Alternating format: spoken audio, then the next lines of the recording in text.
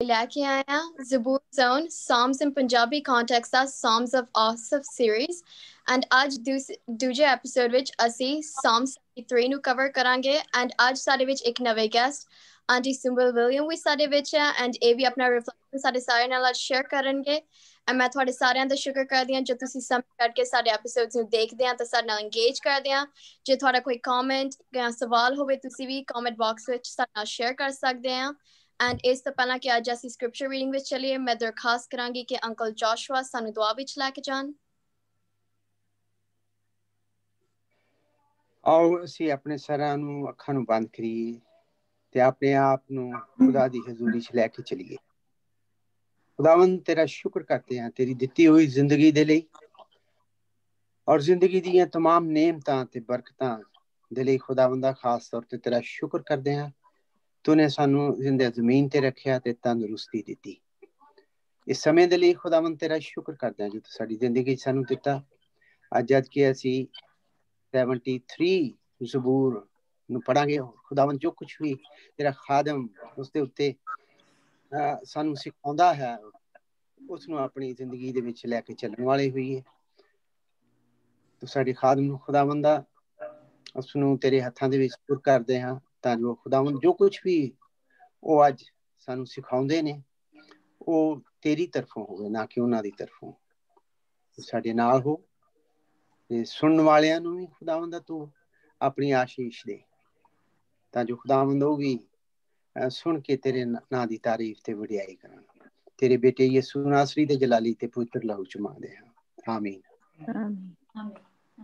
Thank you uncle ਜੋਸ਼ੂਆ ਅਸੀਂ scripture reading ਵਿੱਚ ਚੱਲਾਂਗੇ ਅੰਕਲ ਜੋਸ਼ੂਆ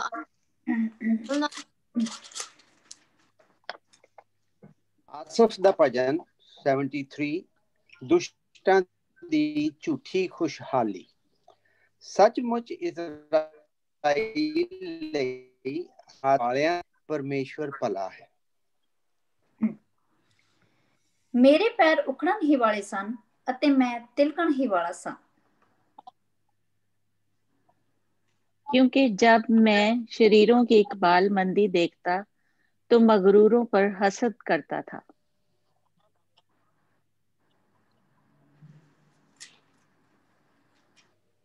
ਇਸ ਲਈ ਘੁਮੰਡ ਉਹਨਾਂ ਦੇ ਗਲੇ ਦੀ ਜ਼ੰਜੀਰੀ ਹੈ ਅਤੇ ਅਨੇਰ ਦਾ ਲੀੜਾ ਉਹਨਾਂ ਨੂੰ ਕੱਜਦਾ ਹੈ ਉਹਨਾਂ ਦੇ ਦੂਜੇ ਲੋਕਾਂ ਦੀ ਤਰ੍ਹਾਂ ਦੁੱਖ ਨਹੀਂ ਆਉਂਦਾ ਅਤੇ ਨਾ ਹੀ ਉਹ ਸੰਕਟ ਵਿੱਚ ਪੈਂਦੇ ਹਨ इसलिए गरूर उनके गले का हार है गोया वो जुल्म से मुलब्बस है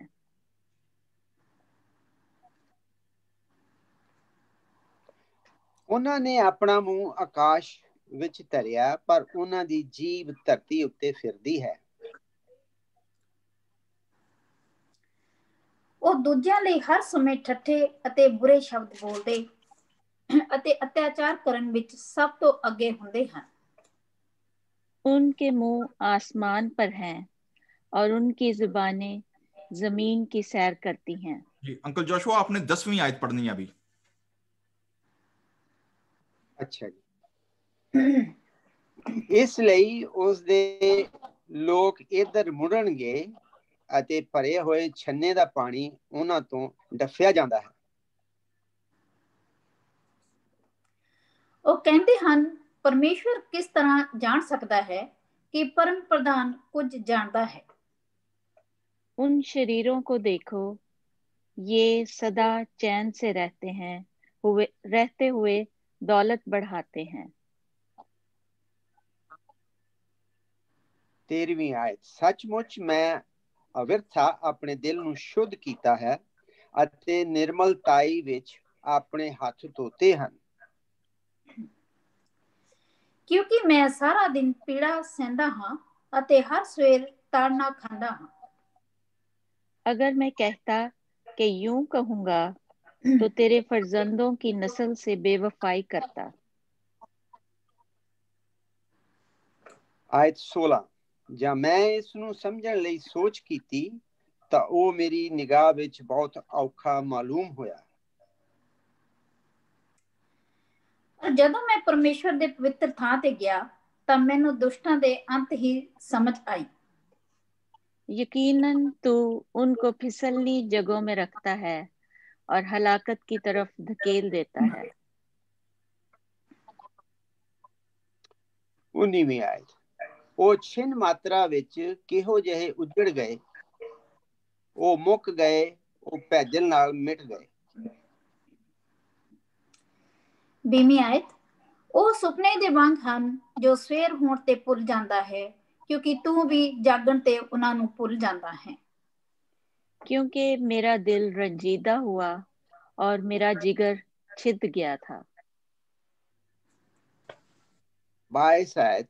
ਮੈਂ ਐਡਾ ਜਾਹਲ ਤੇ ਅਣਜਾਣ ਸਾਂ, ਭਈ ਤੇਰੇ ਅੱਗੇ ਪਸ਼ੂ ਜਿਹਾ ਬਣਿਆ। पर फिर भी मैं हर समय तेरे कोल ही रहा अते तू मेरा हथ थमी रखिया। तू अपनी मसलहत से मेरी रहनुमाई करेगा और आखिरकार मुझे जलाल में कबूल फरमाएगा। ਆਇਤ 25। स्वर्ग ਵਿੱਚ ਮੇਰਾ ਹੋਰ ਕੌਣ ਹੈ ਅਤੇ ਧਰਤੀ ਉੱਤੇ ਤੇਥੋਂ ਬਿਨਾ ਮੈਂ ਕਿਸੇ ਹੋਰ ਨੂੰ ਲੋਚਦਾ ਨਹੀਂ। मेरा शरीर अते दिल नाश हो सकता है, पर परमेश्वर हमेशा मेरे दिल दा सहारा अते हिंसा है। क्योंकि देख, वो जो तुझसे दूर हैं फना हो जाएंगे। तूने उन सब को जिन्होंने तुझसे बेवफाई की हलाक कर दिया है। ਆਖਰੀ ਆਇਤ। ਪਰ ਪਰਮੇਸ਼ਵਰ ਦੇ ਨੇੜੇ ਰਹਿਣਾ ਮੇਰੇ ਲਈ ਚੰਗਾ ਹੈ। ਮੈਂ ਪ੍ਰਭੂ ਯਹੋਵਾ ਨੂੰ ਆਪਣੀ ਪਨਾਹ ਬਣਾਇਆ ਹੈ ਤਾਂ ਜੋ ਮੈਂ ਤੇਰੇ ਸਾਰੇ ਕਾਰਜਾਂ ਦਾ ਵਰਣਨ ਕਰਾਂ। ਖੁਦਾ ਦੇ ਕਲਾਮ ਦੇ ਪੜ੍ਹੇ ਜਾਣ ਦੇ ਉੱਤੇ ਉਸ ਦੀ ਆਸ਼ੀਸ਼ ਹੋਵੇ। ਆਮੀਨ। Thank you, scripture reading ਲਈ। ਆਓ ਹੁਣ ਅਸੀਂ ਪਾਸਟਰ ਐਰਿਕ ਸਰਵਾਰ ਦੇ ਨਾਲ ਕਲਾਮ ਦੇ ਰਿਫਲੈਕਸ਼ਨ ਤੇ ਇੰਟਰਪ੍ਰੀਟੇਸ਼ਨ ਵਿੱਚ ਜਾਵਾਂਗੇ। जी बहुत बहुत शुक्रिया एंजल, सिस्टर सुंबल, ज्योति, अंकल जोशुआ और सारे जिन्हें सानू लोग जुड़े हुए ने इंटरनेट के उत्ते लाइव स्ट्रीम विरचुअल वेख रहे हैं। खुदावंद तुहानू साਰਿਆਂ ਨੂੰ ਬਰਕਤ ਦੇਵੇ। ਜਿਵੇਂ ਅੱਜ ਅਸੀਂ ਆਪਣੀ ਪ੍ਰੋਗਰਾਮ ਦੇ ਮੁਤਾਬਿਕ ਆਸਫ ਦੇ ਮਜ਼ਮੀਰਾਂ ਦੇ ਉੱਤੇ ਅਸੀਂ ਡਿਸਕਸ ਕਰ ਰਹੇ ਹਾਂ ਔਰ ਅੱਜ ਦਿਲਚਸਪ ਗੱਲ ਹੈ ਕਿ ਅਸਾਂ ਆਸਫ ਦੇ ਜ਼ਬੂਰਾਂ ਦੀ ਜਿਹੜੀ ਪਹਿਲਾ ਜਿਹੜਾ ਮੇਜਰ ਪਾਰਟ ਹੈ 12 ਜ਼ਬੂਰਾਂ ਦਾ ਸੈੱਟ ਪੂਰਾ ਜਿਹੜਾ ਵੇ 73 ਜ਼ਬੂਰ ਤੋਂ ਲੈ ਕੇ ਤੇ 83 ਜ਼ਬੂਰ ਤੱਕ ਨੇ ਉਹ ਤੀਸਰੀ ਕਿਤਾਬ ਸ਼ੁਰੂ ਹੋ ਗਈ ਜ਼ਬੂਰਾਂ ਦੀ। ਠੀਕ ਹੈ ਜੀ, ਜ਼ਬੂਰਾਂ ਦੀ ਕਿਤਾਬ ਮੈਂ ਦੱਸ ਚੁੱਕਿਆ 5 ਹਿੱਸੇ ਨੇ ਔਰ 5 ਦੇ 5 ਹਿੱਸੇ ਮੂਸਾ ਦੀ ਤੌਰਾਤ ਨੂੰ ਪੇਸ਼ ਕਰਦੇ ਨੇ। ਸੋ ਅਗਰ ਅਸੀਂ ਟੈਕਨੀਕਲੀ ਵੇਖੀਏ ਤੇ ਅਗਰ ਅਸੀਂ ਮੂਸਾ ਦੀ ਕਿਤਾਬ ਨੂੰ ਪੈਰਲਲ ਰੱਖੀਏ ਸ਼ਰੀਅਤ ਨੂੰ ਔਰ ਜ਼ਬੂਰਾਂ ਦੀ ਕਿਤਾਬ ਨੂੰ ਪੈਰਲਲ ਰੱਖੀਏ। ਸੋ ਪਹਿਲੀ ਕਿਤਾਬ ਕੀ ਹੈ ਤੌਰਾਤ ਦੀ, ਪੈਦਾਇਸ਼, ਫਿਰ ਖਰੂਜ ਔਰ ਫਿਰ ਅਹਬਾਰ ਤੀਸਰੀ ਕਿਤਾਬ ਹੈ। ਸੋ ਅਹਬਾਰ ਜਿਹੜੀ ਹੈ that is about a Levitical order, sacrifices, सारे commandment, purity, holiness और खुदा दी हैकल और खुदा दा मज़बा और जिन्नियां चीज़ां लावियां दे नाल रिलेट कर दियां हन वो सारियां तीसरी किताब दे विच। ठीक है, सो इसलिए तीसरी किताब जिहड़ी है बड़ी इंपॉर्टेंट है क्योंकि वो बिल्कुल कंट्रास्ट कर दी है दुनिया दे लोकां दा और खुदा दे लोकां दा। So let's dive in और ਅਸੀਂ ਵੇਖੀਏ ਕਿ ਇਹ ਕੰਟਰਾਸਟ ਜਿਹੜਾ ਵੇ ਕਿਵੇਂ ਸਾਨੂੰ ਕਨੈਕਟ ਕਰਦਾ ਖੁਦਾ ਦੇ ਨਾਲ। ਸੋ ਇੰਪੋਰਟੈਂਟ ਚੀਜ਼ ਜਿਹੜੀ ਹੈ ਸਰਨਾਮਾ ਅਸਾਂ ਕੱਲ ਜ਼ਿਕਰ ਕੀਤਾ ਸੀ ਕਿ ਆਸਫ ਦਾ ਬੈਕਗ੍ਰਾਉਂਡ ਮੈਂ ਦਿੱਤਾ ਸੀ ਥੋੜਾ ਜਿਹਾ। ਅਸਾਂ ਕੱਲ ਦੋ ਚੀਜ਼ਾਂ ਸਿੱਖੀਆਂ ਸਨ ਕਿ ਆਸਫ ਜਿਹੜਾ ਸੀ that was from the tribe of Levi ਔਰ ਜਿਹੜਾ ਸੀ ਉਹਦੇ ਨਾਂ ਦਾ ਮਤਲਬ ਹੈ ਕਲੈਕਟ ਕਰਨ ਵਾਲਾ, ਇਕੱਠਿਆਂ ਰੱਖਣ ਵਾਲਾ, ਚੀਜ਼ਾਂ ਨੂੰ ਜਮ੍ਹਾਂ ਕਰਨ ਵਾਲਾ। ਔਰ ਅਸਾਂ ਵੇਖਿਆ ਸੀ ਕਿ ਉਹ ਨਾ ਸਿਰਫ ਲਿਵਿਟੀਕਲ ਸਿੰਗਰ ਸਨ ਬਲਕਿ ਮਿਊਜ਼ੀਸ਼ੀਅਨ ਵੀ ਸਨ। ਚੀਫ ਮਿਊਜ਼ੀਸ਼ੀਅਨ ਅਸੀਂ ਬਾਰ-ਬਾਰ ਪੜ੍ਹਦੇ ਹਾਂ ਨਾ ਕਿ ਬਨੀ ਕੌਰਾ ਜਾਂ ਬਾਕੀ ਜ਼ਬੂਰਾਂ ਦੇ ਵਿੱਚ ਕਿ ਜੀ ਮੀਰ ਮੁਗੰਨੀ ਕੇ ਲਈ ਉਰਦੂ ਦੇ ਵਿੱਚ ਜਾਂ ਚੀਫ ਮਿਊਜ਼ੀਸ਼ੀਅਨ ਲਈ ਜਾਂ ਜਮਾਤ ਦਾ ਪ੍ਰਧਾਨ ਜਿਹੜਾ ਹੁੰਦਾ ਸੀ ਜਿਹੜਾ ਕਿ ਕੁਆਇਰ ਲੀਡ ਕਰਦਾ ਸੀ, ਕੁਆਇਰ ਲੀਡਰ। ਸੋ ਜਿਹੜਾ ਆਸਫ ਦਾ ਘਰਾਣਾ ਸੀ they were the leaders actually, they were the skilled musician and singer and artist ਜਿਹੜੇ ਕਿ ਪੂਰੀ ਸਿਸਟਮ ਦੀ ਵਰਸ਼ਿਪ ਨੂੰ ਡਿਸਪਲਿਨ ਕਰਦੇ ਹਨ ਔਰ ਉਹ ਗਿਲਡ ਪੂਰੀ ਜਿਹੜੀ ਸੋਸਾਇਟੀ ਬਣੀ ਹੋਈ ਸੀ ਉਹਨੂੰ ਲੀਡ ਕਰਦੇ ਸਨ। ਅਸਾਂ ਉਹਦੇ ਬਾਰੇ ਵੇਖਿਆ ਸੀ ਕਿ ਜਿਹੜਾ ਵੇ ਨਾ 24 ਦੇ ਜਿਹੜੇ ਅਦਦ ਸੀ 12 ਦੇ 12 ਇਹਨਾਂ ਦੇ ਡਿਊਟੀਆਂ ਲੱਗਦੀਆਂ ਹਨ 12 ਲੋਕਾਂ ਦੀਆਂ।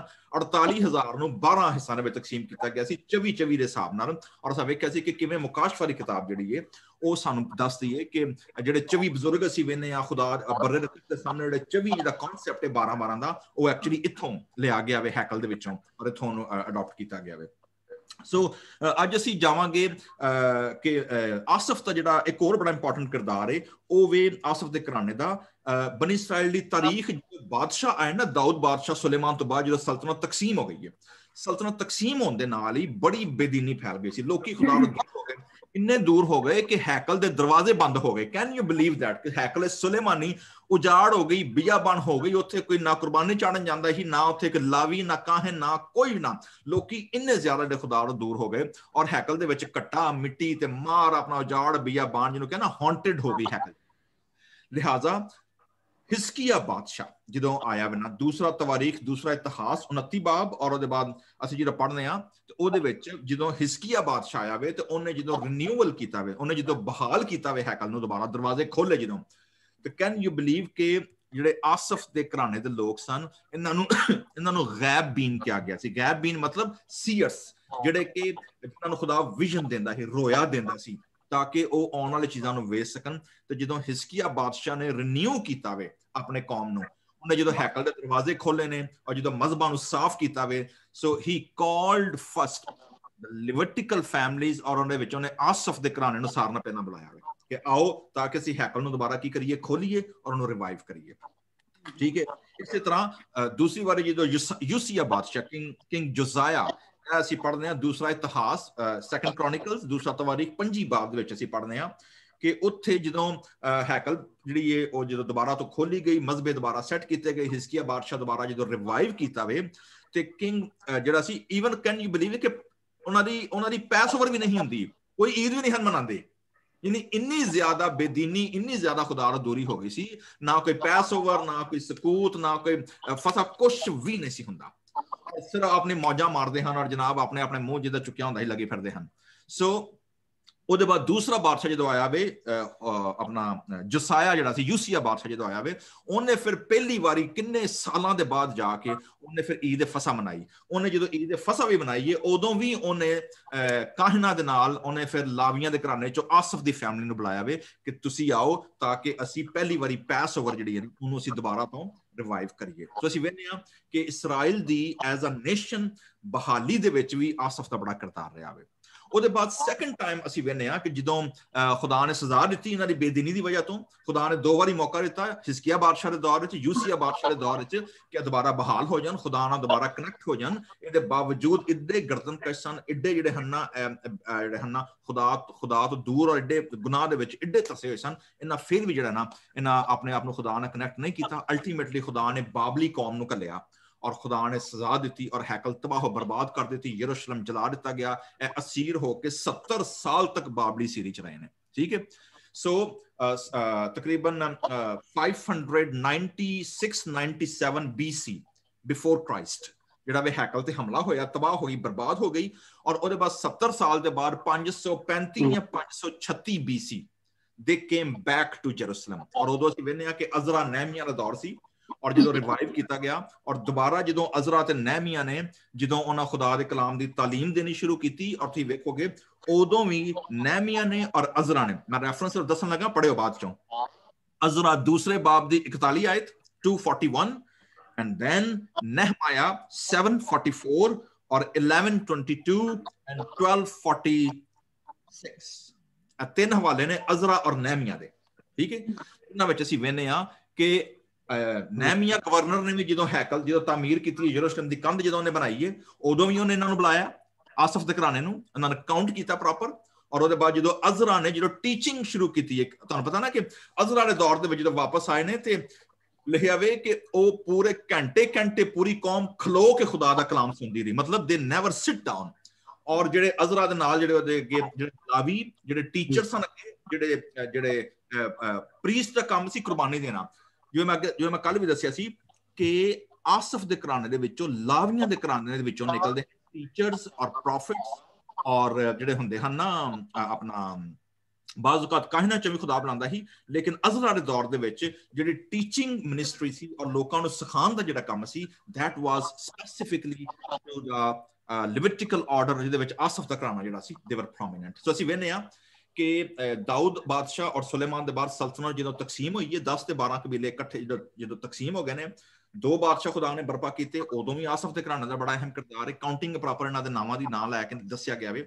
ਉਹਦੇ ਬਾਅਦ ਜਦੋਂ 70 ਸਾਲ ਦੇ ਬਾਅਦ ਵਾਪਸ ਆਏ ਨੇ ਤੇ ਦੁਬਾਰਾ ਨਹਿਮੀਆ ਅਜ਼ਰਾ ਦੇ ਦੌਰ ਜਦੋਂ ਉਹਨਾਂ ਸ਼ੁਰੂ ਕੀਤਾ ਵੇ ਕੰਮ, ਉਹਦੇ ਵਿੱਚ ਵੀ ਆਸਫ ਦੇ ਘਰਾਣੇ ਦਾ ਬੜਾ ਅਹਿਮ ਕਿਰਦਾਰ ਹੈ। ਸੋ ਅਸੀਂ ਵੇਖਦੇ ਹਾਂ ਇਹ 73 ਜ਼ਬੂਰ ਜਿਹੜਾ ਵੇ ਆਸਫ ਕਾ ਮਜ਼ਮੂਰ, ਠੀਕ ਹੈ ਜੀ। ਮਜ਼ਮੂਰ ਦਾ ਮਤਲਬ ਕੀ ਹੈ? ਇਟਸ ਅ ਹਿਬਰੂ ਟਰਮ ਜ਼ਮਰ, ਐਸੀ ਪਲਕਡ ਇੰਸਟਰੂਮੈਂਟ ਜਿਹਨੂੰ ਤਾਰਦਾਰ ਸਾਜ਼ ਕਹਿੰਦੇ, ਜਿਹਨੂੰ ਤਾਰ ਵਜਾਈ ਜਾਂਦੀ, ਜਿਵੇਂ ਸਾਡੇ ਇੰਡੀਆ ਪਾਕਿਸਤਾਨ ਵਿੱਚ ਸਿਤਾਰ ਹੈ ਜਾਂ ਆਪਣਾ ਸਰੰਗੀ ਹੈ, ਠੀਕ ਹੈ। ਹੋਰ ਕਿਹੜਾ ਤਾਰਦਾਰ ਸਾਜ਼ ਹੈ ਸਾਡੇ ਕੋਲ? ਵਾਇਲਨ ਲੇਕਿਨ ਵੈਸਟਰਨ ਆਈ ਸਾਡੇ ਕੋਲ। ਔਰ ਸਾਡਾ ਆਪਣਾ ਜਿਹੜਾ ਲੋਕਲ ਹੈ ਉਹ ਸਿਤਾਰ ਹੈ, ਸਰੰਗੀ ਹੈ ਜਾਂ ਇੱਕ ਤਾਰਾ, ਪੰਜਾਬੀ ਕੰਟੈਕਸਟ ਹੁੰਦਾ ਨਾ ਇੱਕ ਤਾਰਾ, ਉਹ ਇੱਕ ਤਾਰਾ ਟੋਂਗ ਟੋਂਗ, ਠੀਕ ਹੈ ਨਾ। ਸੋ ਯੂ ਨੋ ਦੈਟ, ਕੋ ਜਦੋਂ ਵਜਾਉਂਦੇ ਨੇ ਇੱਕ ਤਾਰਾ। ਸੋ ਕਿੰਗ ਬਿਲਕੁਲ ਸਹੀ ਹੈ। ਉਹਦੇ ਚ ਇੱਕੋ ਹੀ ਤਾਰ ਹੁੰਦੀ ਹੈ ਨਾ ਅੰਕਲ ਜੀ? ਕਿੰਗ ਕਹਿੰਦੇ ਉਹਨੂੰ। ਉਹ ਇੱਕ ਹੀ ਤਾਰ ਹੁੰਦੀ ਹੈ, ਔਰ ਇੱਕੋ ਤਾਰ ਹੁੰਦੀ ਆ, ਬਸ ਇੱਕੋ ਨਾਲ ਹੀ ਉਹ ਕਰਦੇ ਨੇ। ਹਾਂ, ਸੋ ਅਸੀਂ ਵੇਖਦੇ ਹਾਂ ਕਿ ਆਸਫ ਕਾ ਮਜ਼ਮੂਰ ਮਤਲਬ ਹੈ ਕਿ ਉਹਨੇ ਤਾਰਦਾਰ ਸਾਜ਼ ਦੇ ਉੱਤੇ ਜਿਹੜਾ ਵੇ ਉਹਨੇ ਜ਼ਬੂਰ ਨੂੰ ਲਿਖਿਆ ਵੇ। ਅੱਛਾ, ਇਹ ਜਿਹੜਾ ਜ਼ਬੂਰ ਹੈ ਹੁਣ ਜ਼ਬੂਰ ਨੰਬਰ 73, ਇਹਦੇ ਬਾਰੇ ਚ ਸਕਾਲਰਸ ਜਿਹੜੇ ਨਾ ਉਹਨਾਂ ਬੜੀ ਕਸ਼ਮਕਸ਼ ਨਾਲ ਲੜਾਈ ਰਹਿੰਦੀ ਹੈ ਕਿ ਜੀ ਇਹ ਵਿਜ਼ਡਮ ਜ਼ਬੂਰ ਹੈ, ਇਹ ਹਿਕਮਤ ਦਾ ਜ਼ਬੂਰ ਹੈ, ਇਹ ਸ਼ੁਕਰਗੁਜ਼ਾਰੀ ਹੈ, ਜਾਂ ਇਹ ਨੋਹਾ ਵੇ, ਜਾਂ ਇਹ ਲੈਮੈਂਟ ਹੈ, ਕੀ ਹੈ? ਠੀਕ ਹੈ। ਸੋ ਸਕਾਲਰ ਸਟਰਗਲ ਬਿਟਵੀਨ, ਕੋਈ ਕਹਿੰਦਾ ਜੀ ਥੈਂਕਸਗਿਵਿੰਗ ਹੈ, ਕੋਈ ਕਹਿੰਦਾ ਜੀ ਨਹੀਂ ਹੈ ਨੋਹਾ ਵੇ, ਕੋਈ ਕਹਿੰਦਾ ਨਹੀਂ ਹੈ ਵਿਜ਼ਡਮ ਜ਼ਬੂਰ ਹੈ, ਹਿਕਮਤ ਦੀ ਗੱਲ ਉਹਨੇ ਦੱਸੀ ਹੈ। ਸੋ ਤੁਹਾਨੂੰ ਜਿਹੜਾ ਅੱਛਾ ਲੱਗੇ, ਤੁਹਾਨੂੰ ਅਗਰ ਨੋਹਾ ਸਮਝ ਆਏ ਤੁਸੀਂ ਨੋਹਾ ਲੈ ਲਓ, ਤੁਹਾਨੂੰ ਅਗਰ ਥੈਂਕਸਗਿਵਿੰਗ ਲੱਗੇ ਤੁਸੀਂ ਥੈਂਕਸਗਿਵਿੰਗ ਤੇ ਖਲੋ ਜਾਓ, ਤੇ ਜੇ ਤੁਹਾਨੂੰ ਲੱਗੇ ਕਿ wisdom it's a piece of wisdom, take it, ਠੀਕ ਹੈ, ਵਾਟਐਵਰ ਯੂ ਫੀਲ ਕੰਫਰਟੇਬਲ। ਅੱਛਾ ਜੀ, ਜਿਹੜਾ ਜ਼ਬੂਰ ਹੈ ਮੈਂ ਇਹਨੂੰ 3 ਹਿੱਸਿਆਂ ਤਕਸੀਮ ਕੀਤਾ ਹੈ। ਸੋ देयर आर सर्टेन ਮੁxtਲਿਫ ਲੋਕ ਇਹਨੂੰ ਮੁxtਲਿਫ ਹਿੱਸਿਆਂ ਤਕਸੀਮ ਕਰਦੇ ਨੇ, ਕਿਉਂਕਿ ਇਹਦੇ ਵਿੱਚ ਨਾ ਮੈਨੂੰ ਸਲਾਹ ਨਜ਼ਰ ਨਹੀਂ ਆਇਆ। ਸੋ ਆਈ ਥਾਟ ਕਿ ਮੈਨੂੰ ਸ਼ਾਇਦ ਸਲਾਹ ਕਿਤੇ ਨਜ਼ਰ ਆਏ, ਅਸੀਂ ਇਹ ਜ਼ਬੂਰ ਨੂੰ ਨੈਚੁਰਲੀ ਤਕਸੀਮ ਕਰੀ, ਲੇਕਿਨ ਸਲਾਹ ਕਿਤੇ ਵੀ ਨਹੀਂ ਹੈ। Okay, so that's why I have a freedom to make my own outline, ਠੀਕ ਹੈ। ਸੋ ਮੈਂ ਜਿਹੜੀ ਦੀ ਆਊਟਲਾਈਨ ਬਣਾਈਏ ਉਹ ਵੇ ਪਹਿਲੀਆਂ 3 ਆਇਤਾਂ ਨੇ ਡਿਪਰੈਸ਼ਨ। ਓਕੇ, ਪਹਿਲੀਆਂ 3 ਆਇਤਾਂ ਕੀ ਨੇ? डिप्रेशन। ओके, बंदा डिप्रेस है, खुदा दा बंदा वे डिप्रेस, और डिप्रेस क्यों है मैं हुणे दसना वा डिप्रेस क्यों है। अच्छा, दूजा मेन पार्ट है डिसर्नमेंट, ठीक है। तो 3D, इट्स अ 3 डायमेंशनल, मैं 3D तकसीम कीता वे। नंबर 1 डिप्रेशन, नंबर 2 डिसर्नमेंट, ਉਹਨੂੰ ਸਮਝ ਆਈ, ਉਹਨੇ ਗੱਲ ਤੇ ਗੌਰ ਕੀਤਾ, ਫਿਕਰ ਕੀਤਾ, ਗਿਆਨ ਕੀਤਾ ਕਿ ਕੀ ਹੈ, ਕਿਉਂ ਹੋ ਰਿਹਾ, ਠੀਕ ਹੈ। ਔਰ ਨੰਬਰ 3 ਹੈ ਇਹਦਾ ਡਿਪੈਂਡੈਂਸ ਅਪਨ ਗॉड, खुदा दे उत्ते total dependence, ultimate dependence on God, ठीक है जी। सो 3 हिस्से ने। सो लेट्स डिग इन कि खुदा दा बंदा जेड़ा वे डिप्रेस क्यों है, ठीक है ना। मैं ना पिछले दिन एक पंजाबी दी पोएम सी, एक पंजाबी दी पोएम मैं ना अपने पेज ते शेयर कीती सी, बड़ी अच्छी पोएम सी। ओदा टाइटल है सी कि जेड़ा बंदा पढ़न दिया ना पोएम, ओदा टाइटल है वे, ਉਹ ਗੱਲ ਕਰਦਾ ਵੇ ਕਿ ਮੈਂ ਜਿਹੜੀ ਦੁਨੀਆ 'ਚ ਰਹਿਣਾ ਵਾ ਨਾ ਪਿਆ, ਉਹ ਆਂਦਾ ਕਿ ਜਿਹੜੇ ਮੇਰੀ ਆਲੇ ਦੁਆਲੇ ਦੁਨੀਆ ਵਿੱਚ ਆਂਦਾ ਇੱਥੇ ਹਰ ਸ਼ੈ ਉਲਟੀ ਹੈ, ਠੀਕ ਹੈ।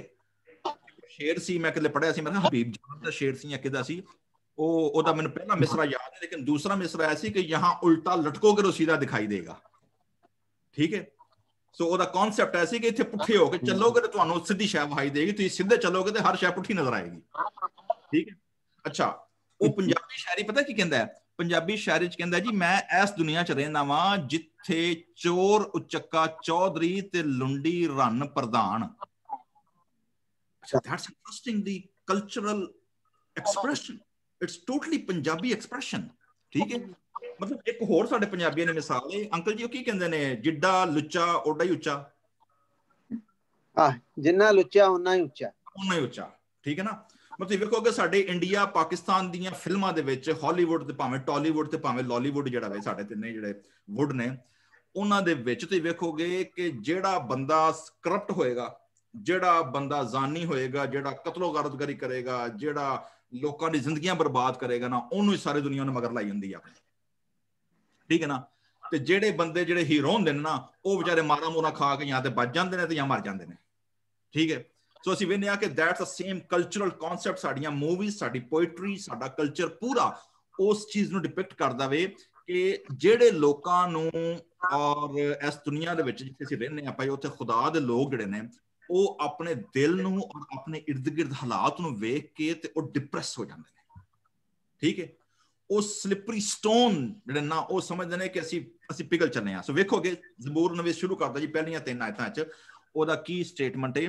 ਆਂਦੇ ਜੀ ਬੇਸ਼ੱਕ खुदा इसराइल पर यानी पाक दिलों पर किए गॉड इज गुड। आंदे जी no doubt God is good, ठीक है, लेकिन किन्ना नाल गुड है उन्हां लोकां नाल जिहड़े खुदा नाल की करदे ने, खुदा डरदे ने जिहड़े, ठीक है। अच्छा, लेकिन now he is digging in and diving in the depression, और डिप्रेशन ओदा जिहड़ा वे ना ਉਹ ਉਹਦੀ ਪਰਸਨਲ ਲਾਈਫ ਔਰ ਪਰਸਨਲ ਰਿਲੇਸ਼ਨਸ਼ਿਪ ਤੇ ਨਹੀਂ ਹੈ।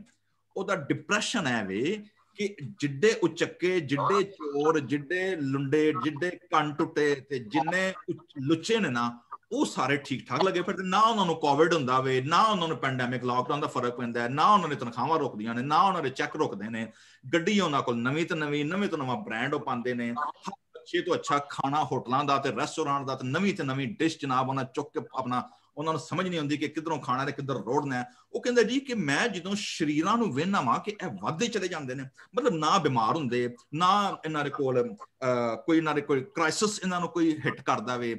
ਉਹ ਕਹਿੰਦਾ ਵੀ ਹਰ ਦੁਨੀਆ ਦੀ ਅੱਛੀ ਤੋਂ ਅੱਛੀ ਚੀਜ਼ ਇਹਨਾਂ ਦੇ ਕੋਲ ਹੁੰਦੀ ਹੈ। ਬੁੱਢੀਆਂ ਇਹਨਾਂ ਦੀਆਂ ਸੋਹਣੀਆਂ, ਬੱਚੇ ਇਹਨਾਂ ਦੇ ਸਿਹਤਮੰਦ, ਬੰਦੇ ਇਹਨਾਂ ਦੇ ਸਮਾਰਟ, 6 ਐਪ ਬਣੇ ਹੋਏ ਤੇ ਜਨਾਬ ਮਾਰ ਆਪਣਾ ਸਮਾਰਟ ਤੇ ਜਨਾਬ ਕੱਪੜੇ ਉੱਚੇ ਉੱਚੇ ਤੇ ਜਨਾਬ ਛੁੱਟੀਆਂ ਤੇ ਵਕੇਸ਼ਨ ਤੇ 3 ਕਾਰ ਗਰਾਜ ਔਰ ਜਨਾਬ 6-5 ਬੈਡਰੂਮ ਔਰ ਮੈਂਸ਼ਨਸ। ਮਤਲਬ ਉਹ ਆਂਦਾ ਜੀ ਅੰਨੀ ਪਾਈ ਹੋਈ ਇਹਨਾਂ ਲੋਕਾਂ ਨੇ। ਔਰ ਗਰੂਰ ਆਂਦਾ ਜੀ ਇਹਨਾਂ ਦੀ ਮੌਤ ਵੀ ਜਾਣਕਣੀ ਕੋਈ ਨਹੀਂ, ਨਾ ਕੋਈ ਬਿਮਾਰੀ ਹਿੱਟ ਕਰਦੀ ਹੈ, ਸਰੀਰ ਨੇ, ਠੀਕ ਹੈ। खुदा तो दूर रहने वाले लोग ने, लेकिन इन्होंने कुछ इन्होंने कोई असर नहीं पैंदा दुनिया दे विच रहिंदे होया, ना बाकी लोकां नूं मुसीबत पैंदे ने, ना इन्हां ते आफत आंदी है, बल्कि गरूर सोने दियां जिवें लोकी नहीं साडे ते जिन्हां नूं शौक हुंदा ना नवां जिन्हां कोई दौलत हुंदी है, चेना पा के फिरदे ना, सोने दियां चेना पा के फिर बाहर भी अद्धी कढ के फिरनगे लोकी, वेखण मेरे कोल चेन है, ठीक है। ते जिहड़े लोग जांदे ना साडे दुबई इंडिया, दुबई तो या बाकी लोकां तो मुल्कां पाकिस्तान साडे आउंदे हैं ना कई वारी, जिन्हां बाहरों आना करना, ਐਡੀ ਮੋਟੀ ਚੇਨ ਗਲੇ ਦੇ ਵਿੱਚ ਕਿੱਥੇ ਸੋਨੇ ਦਾ ਕਿੱਥੇ ਪਾਇਆ ਹੋਣਾ, 2-4 ਅੰਗੂਠੀਆਂ ਇੱਥੇ ਵਾੜੀਆਂ ਹੋਣੀਆਂ, ਮਤਲਬ ਤਾਂ ਕਿ ਲੋਕੀ ਵੇਖਣ ਫਿਰ, ਠੀਕ ਹੈ। ਔਰ ਲੋਕਾਂ ਨੂੰ ਜਾਣ ਕੇ ਵਿਖਾਣਾ ਵੇ ਘੜੀ ਦੀ ਟਾਈਮ ਵੇਖਣਾ, ਵੇਖੋ ਜੀ ਨਵੀਂ ਘੜੀ ਹੈ। ਅੰਕਲ ਜੀ ਵੈਸੇ ਅੱਜ ਕੱਲ ਮਹਿੰਗੀ ਘੜੀ ਕਿਹੜੀ ਹੈ? ਤੁਸੀਂ ਤਾਂ ਪਾਉਂਦੇ ਨਹੀਂ ਹੋਣੇ, ਮੈਨੂੰ ਪਤਾ ਹੈ। ਪਾਉਂਦੇ ਹੋ? ਨਹੀਂ, ਮੈਨੂੰ ਮੇਰੇ ਕੋਲ ਤਾਂ ਐਪਲ ਦੀ ਆ, ਉਹ ਵੀ ਬੱਚਿਆਂ ਨੇ ਲੈ ਕੇ ਦਿੱਤੀ ਦੀ। ਤੁਹਾਡੇ ਕੋਲ ਫਿਰ ਐਪਲ ਦੀ ਨਵੀਂ ਜੇ ਵੈਸੇ ਮਹਿੰਗੀ ਜੇ ਐਪਲ ਦੀ? ਆ ਮੇਰਾ ਤੇ ਨਾਲ ਆ ਜਿਹੜਾ ਨਵਾਂ ਇਹਦੇ ਚ ਰਿਕਾਰਡਿੰਗ ਵੀ ਹੈ, ਪਰ ਮੈਂ ਬੰਦਾ ਨਹੀਂ ਆ, ਬਹੁਤ ਘੱਟ ਬੰਦਾ, ਕਿਉਂਕਿ ਆ ਸੈੱਲ ਫੋਨ ਹੁੰਦਾ, ਟਾਈਮ ਹੀ ਵੇਖਣਾ, ਇਹਦੇ ਤੋਂ ਵੇਖ ਲਈਦਾ।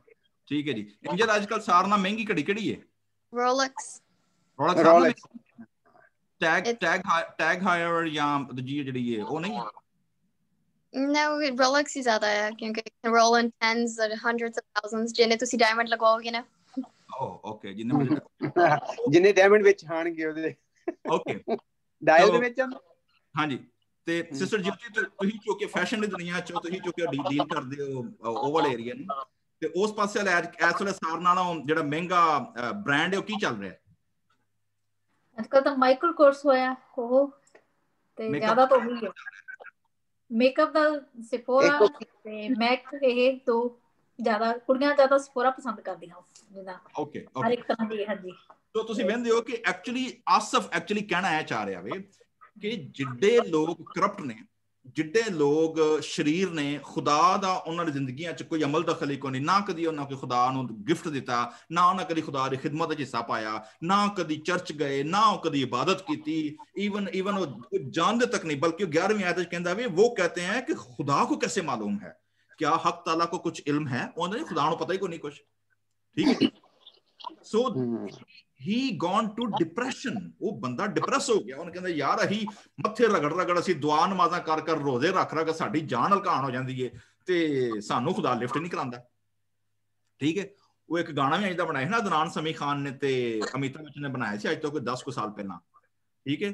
ਤੇ ਉਹ ਕਹਿੰਦਾ ਸੀ ਮੁਝਕੋ ਵੀ ਤੋ ਲਿਫਟ ਕਰਾ ਦੇ, ਕੈਸੇ ਕੈਸੋਂ ਕੋ ਦਿਆ ਹੈ, ਐਸੇ ਵੈਸੋਂ ਕੋ ਦਿਆ ਹੈ। ਉਹ ਆਂਦਾ ਵੀ ਸਾਨੂੰ ਵੀ ਕੋਈ ਦੇਖ, ਤੂੰ ਕਿਹਨੂੰ ਦੇਖ ਰਿਹਾ ਐਸੇ ਵੈਸੇ ਲੋਕਾਂ ਨੂੰ, ਠੀਕ ਹੈ। ਉਹਦੇ ਜੋ ਕਹਿੰਦਾ ਵਾ ਕਿ ਖੁਦਾ ਸਾਨੂੰ ਵੀ ਲਿਫਟ ਕਰਾ ਦੇ ਕੋਈ। So that same thing, same depression ਜਿਹੜਾ ਵੇ ਨਾ। ਔਰ ਤੁਹਾਨੂੰ ਪਤਾ ਵੀ ਕਿ ਅਸੀਂ ਇੱਕ ਵਾਰ ਪਹਿਲਾਂ ਵੀ ਜ਼ਬੂਰ ਬਣੀ ਕੋਰਾ ਜ਼ਬੂਰ ਡਿਸਕਸ ਕਰ ਚੁੱਕੇ ਹਾਂ ਕਿ ਜਦੋਂ ਬੰਦਾ ਆਪਣੇ ਆਪ ਨਾਲ ਗੱਲਾਂ ਕਰਦਾ ਨਾ, ਅਸੀਂ ਤੇ ਪਾਕਿਸਤਾਨ ਇੰਡੀਆ 'ਚ ਕਹਿੰਦੇ ਬੰਦਾ ਕਮਲਾ ਹੋ ਗਿਆ, ਪਾਗਲ ਹੋ ਗਿਆ, ਕੰਧਾਂ ਨਾਲ ਗੱਲਾਂ ਕਰੀ ਜਾਂਦੇ ਆ, ਠੀਕ ਹੈ ਨਾ। ਸਾਡੇ ਪਾਕਿਸਤਾਨ ਦੇ ਵਿੱਚ ਬੜੇ ਅੱਛੇ ਸ਼ਾਇਰ ਨੇ, ਲਾਹੌਰ ਦੇ ਨਜ਼ੀਰ ਕੈਸਰ ਉਹਨਾਂ ਦਾ ਨਾਮ ਹੈ। ਉਹਨਾਂ ਇੱਕ ਬੜਾ ਅੱਛਾ ਪਾਕਿਸਤਾਨੀ ਫਿਲਮ ਦਾ ਗਾਣਾ ਲਿਖਿਆ ਸੀ, ਦੀਵਾरों से बातें करना अच्छा लगता है, ठीक है ना। और बड़ी अच्छी गजल सी आंदे हम भी पागल हो जाएंगे ऐसा लगता है दीवारों से बातें करना से कंधा ना बंदा गल्ला करें अपने आप ने गल्ला करें ना तो यही समझना कि यार बंदा कमला गया ये को गल करने वाला बंदा कोई नहीं लेकिन this is according to psychology असा सीखिया सी ਜਿਹੜਾ ਸਾਈਕੋਲੋਜੀਕਲ ਰਿਸਰਚ ਦੇ ਮੁਤਾਬਕ this is a cognitive therapy ਜਦੋਂ ਬੰਦਾ ਆਪਣੇ ਆਪ ਨਾਲ ਗੱਲਾਂ ਕਰਦਾ ਨਾ ਜਾਂ ਆਪਣੀ ਰੂਹ ਨਾਲ ਆਪਣੀ ਜਾਨ ਦੇ ਨਾਲ ਉਹ ਕਹਿੰਦਾ ਕਿ actually he is proclaiming he is changing the perspective ਜਿਹੜਾ ਵੇ ਉਹ ਸਿਰਫ ਉਹਦੀ ਸੋਲ ਜਿਹੜੀ ਹੈ ਸਿਰਫ ਸੁਣਨ ਨਹੀਂ ਡਈ ਬਲਕਿ ਉਹਦੀ ਸੋਲ ਜਿਹੜੀ ਹੈ ਅੱਗੋਂ ਉਹਦੇ ਨਾਲ ਗੁਫ਼ਤਗੂ ਰਿਸਪੌਂਸ ਵੀ ਕਰਨ ਲਈ ਹੈ ਠੀਕ ਹੈ ਪਤਾ ਬਾਜ਼ੂ ਅਸੀਂ ਸਿਰਫ ਆਲੇ ਦੁਆਲੇ ਵੇਖ ਕੇ ਸਿਰਫ ਸੁਣਨੇ ਆ ਗੱਲਾਂ ਤੇ ਜਦੋਂ ਅਸੀਂ ਸਿਰਫ ਸੁਣੀ ਹੁੰਦੇ ਆ ਨਾ ਤਾਂ ਫਿਰ ਅਸੀਂ ਡਿਪਰੈਸ ਹੋ ਜਾਂਦੇ ਆ ਠੀਕ ਹੈ ਉਹਦੇ ਬਾਅਦ ਅਸੀਂ ਆਨੇ ਜੀ ਡਿਸਰਨਮੈਂਟ ਦੇ ਵਿੱਚ ਆਉਂਦਾ ਵੇ ਅੱਛਾ ਡਿਸਰਨਮੈਂਟ ਜਾਣ ਤੋਂ ਪਹਿਲਾਂ ਐਸੇ ਰੈਫਰੈਂਸ ਨੂੰ ਅਸੀਂ ਵੇਖਦੇ ਆ ਕਿ ਅਯੂਬ ਨੇ ਵੀ ਆਪਣੇ ਬਿਆਨ ਵਿੱਚ ਜ਼ਿਕਰ ਕੀਤਾ ਵੇ ਠੀਕ ਹੈ ਜ਼ਰਾ ਅਯੂਬ ਦੀ ਕਿਤਾਬ ਦਾ ਰੈਫਰੈਂਸ ਪੜਾਂਗੇ ਅੰਕਲ ਜੋਸ਼ਵਾ ਦੇ ਨਾਲ ਔਰ ਉਹਦੇ ਬਾਅਦ ਅਸੀਂ ਆਵਾਂਗੇ ਡਿਸਰਨਮੈਂਟ ਦੇ ਵਿੱਚ ਜੀ ਅੰਕਲ ਜੀ ਜ਼ਰਾ ਪੜ੍ਹੋ ਅਯੂਬ ਦੀ ਕਿਤਾਬ ਉਹਦਾ 15ਵਾਂ ਬਾਬ 20 ਐਤ ਤੋਂ 27 ਐਤ ਤੱਕ ਦੁਸ਼ਟ ਜੀਵਨ ਭਰ ਤੜਫਦਾ ਹੈ ਅਤੇ ਜ਼ਾਲਿਮ ਦੇ ਲਈ ਵਰੇ ਗਿਣ ਕੇ ਰੱਖੇ ਹੋਏ ਹਨ ਭੈਜਲ ਦੀ ਆਵਾਜ਼ ਉਹਨਾਂ ਦੇ ਕੰਨਾਂ ਵਿੱਚ ਹੈ ਬਾਗਵਾਨੀ ਵਿੱਚ ਵੀ ਲੁਟੇਰਾ ਉਹਦੇ ਉੱਤੇ ਆ ਪੈਂਦਾ ਹੈ ਉਹਨੂੰ ਵਿਸ਼ਵਾਸ ਨਹੀਂ ਪਈ ਉਹ ਹਨੇਰੇ ਵਿੱਚੋਂ ਮੁੜ ਆਊਗਾ ਅਤੇ ਤਲਵਾਰ ਉਹਨੂੰ ਤੱਕ ਰਹੀ ਹੈ ਉਹ ਰੋਟੀ ਲਈ ਮਾਰਿਆ ਫਿਰਦਾ ਹੈ ਭਈ ਉਹ ਕਿੱਥੇ ਹੈ ਉਹ ਜਾਣਦਾ ਹੈ ਭਈ ਹਨੇਰੇ ਦਾ ਦਿਨ ਨੇੜੇ ਹੀ ਤਿਆਰ ਹੈ ਪੀੜ ਦੇ ਦੁੱਖ ਉਹਨੂੰ ਡਰਾਉਂਦੇ ਹਨ ਉਸ ਰਾਜੇ ਵਾਂਗੂ ਜੋ ਯੁੱਧ ਲਈ ਤਿਆਰ ਹੈ ਉਹ ਉਹਨੂੰ ਜਿੱਤ ਲੈਂਦੇ ਹਨ ਕਿਉਂ ਜੋ ਉਹਨੇ ਆਪਣਾ ਹੱਥ ਪਰਮੇਸ਼ਵਰ ਦੇ ਵਿਰੁੱਧ ਕਿਹਾ ਹੈ ਅਤੇ ਸਰਬ ਸ਼ਕਤੀਮਾਨ ਦੇ ਵਿਰੁੱਧ ਨਾਸਾਂ ਚੁੱਕਦਾ ਹੈ ਉਹ ਉਸ ਉੱਤੇ ਟੇਢੀ ਧੌਣ ਨਾਲ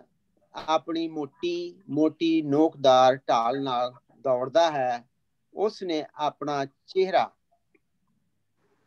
ਚਰਬੀ ਨਾਲ ਕੱਜ ਲਿਆ ਹੈ ਅਤੇ ਆਪਣੇ ਪੱਟਾਂ ਉੱਤੇ ਚਰਬੀ ਦੀਆਂ ਤਹਿਆਂ ਜਮਾਈਆਂ ਓਕੇ ਥੈਂਕ ਯੂ ਜੀ ਸੋ ਐਕਚੁਅਲੀ ਇਹ ਅਯੂਬ ਨਹੀਂ ਬੋਲ ਰਿਹਾ ਇਹ ਅਯੂਬ ਦਾ ਦੋਸਤ ਬੋਲ ਰਿਹਾ ਅਲੀ ਫਸਤਮਾਨੀ ਠੀਕ ਹੈ ਜਿਹੜੇ ਤਿੰਨ ਦੋਸਤ ਹਨ ਉਹਦੇ ਕੋਲ ਬੈਠੇ ਸਨ ਆ ਕੇ ਉਹ ਗੁਫ਼ਤਗੂ ਕਰਨ ਡਿਆ ਔਰ ਉਹਨੂੰ ਕਹਿਣ ਡਿਆ ਵੇ ਕਿ ਅਸਲ ਵਿੱਚ ਅਯੂਬ ਤੇਰੇ ਤੇ ਮੁਸੀਬਤਾਂ ਜਿਹੜੀਆਂ ਆਈਆਂ ਨਾ ਠੀਕ ਆਈਆਂ ਨੇ ਕਿਉਂਕਿ ਖੁਦਾ ਸ਼ਰੀਰਾਂ ਨਾਲ ਇੰਜ ਹੀ ਕਰਦਾ ਠੀਕ ਹੈ ਜਿਹੜੇ ਸ਼ਰੀਰ ਨੇ ਜਿਹੜੇ ਖੁਦਾ ਨੂੰ ਨਹੀਂ ਮੰਨਦੇ ਇੰਜ ਹੀ ਕਰਦਾ ਲੇਕਿਨ ਆਸਫ ਜਿਹੜਾ ਵੇ ਉਹਨੂੰ ਉਹ ਚੀਜ਼ ਫਰਕ ਨਜ਼ਰ ਆਉਣ ਡਈ ਏ ਉਹ ਕਹਿੰਦਾ ਕਿ ਬਈ ਅਸਲ ਵਿੱਚ ਸ਼ਰੀਰਾਂ ਦਾ ਹਾਲ ਖਰਾਬ ਹੋਣਾ ਚਾਹੀਦਾ ਲੇਕਿਨ ਇੱਥੇ ਉਹ ਬਣੇ ਫਿਰਦੇ ਨੇ ਠੀਕ ਹੈ ਨਾ ਚਰਬੀ ਉਹਨਾਂ ਤੇ ਵੇ ਹੈਲਥ ਉਹਨਾਂ ਦੀ ਏ ਐਪਸ ਉਹਨਾਂ ਦੇ ਬਣੇ ਨੇ ਫੈਸ਼ਨ ਹਰ ਚੀਜ਼ ਦਾ ਉਹ ਕਰਦੇ ਨੇ so that's a kind of so ਸਵਾਲ ਹੈ ਕਰਦਾ ਵੇ ਖੁਦਾਵੰਦ ਜ਼ਬੂਰ ਦਾ ਔਰ ਅਯੂਬ ਦੀ ਕਿਤਾਬ ਦਾ ਮੇਨ ਥੀਮ ਹੈ ਨਾ ਉਹ ਵੇ ਥਿਓਡਸੀ ਦਾ ਮਤਲਬ ਹੈ ਖੁਦਾਵੰਦ ਤੇਰਾ ਇਨਸਾਫ ਕਿੱਥੇ ਵੇ ਕਿਉਂ ਜਿਹੜੇ ਤੇਰੇ ਲੋਕ ਨੇ ਜਿਹੜੇ ਤੇਰੀ ਇਬਾਦਤ ਕਰਨ ਵਾਲੇ ਲੋਕ ਨੇ ਜਿਹੜੇ ਇਨੋਸੈਂਟ ਲੋਕ ਨੇ ਉਹ ਕਿਉਂ ਦੁਨੀਆ ਦੇ ਵਿੱਚ ਜ਼ੁਲਮ ਤੇ ਤਕਲੀਫਾਂ ਸਹਿੰਦੇ ਨੇ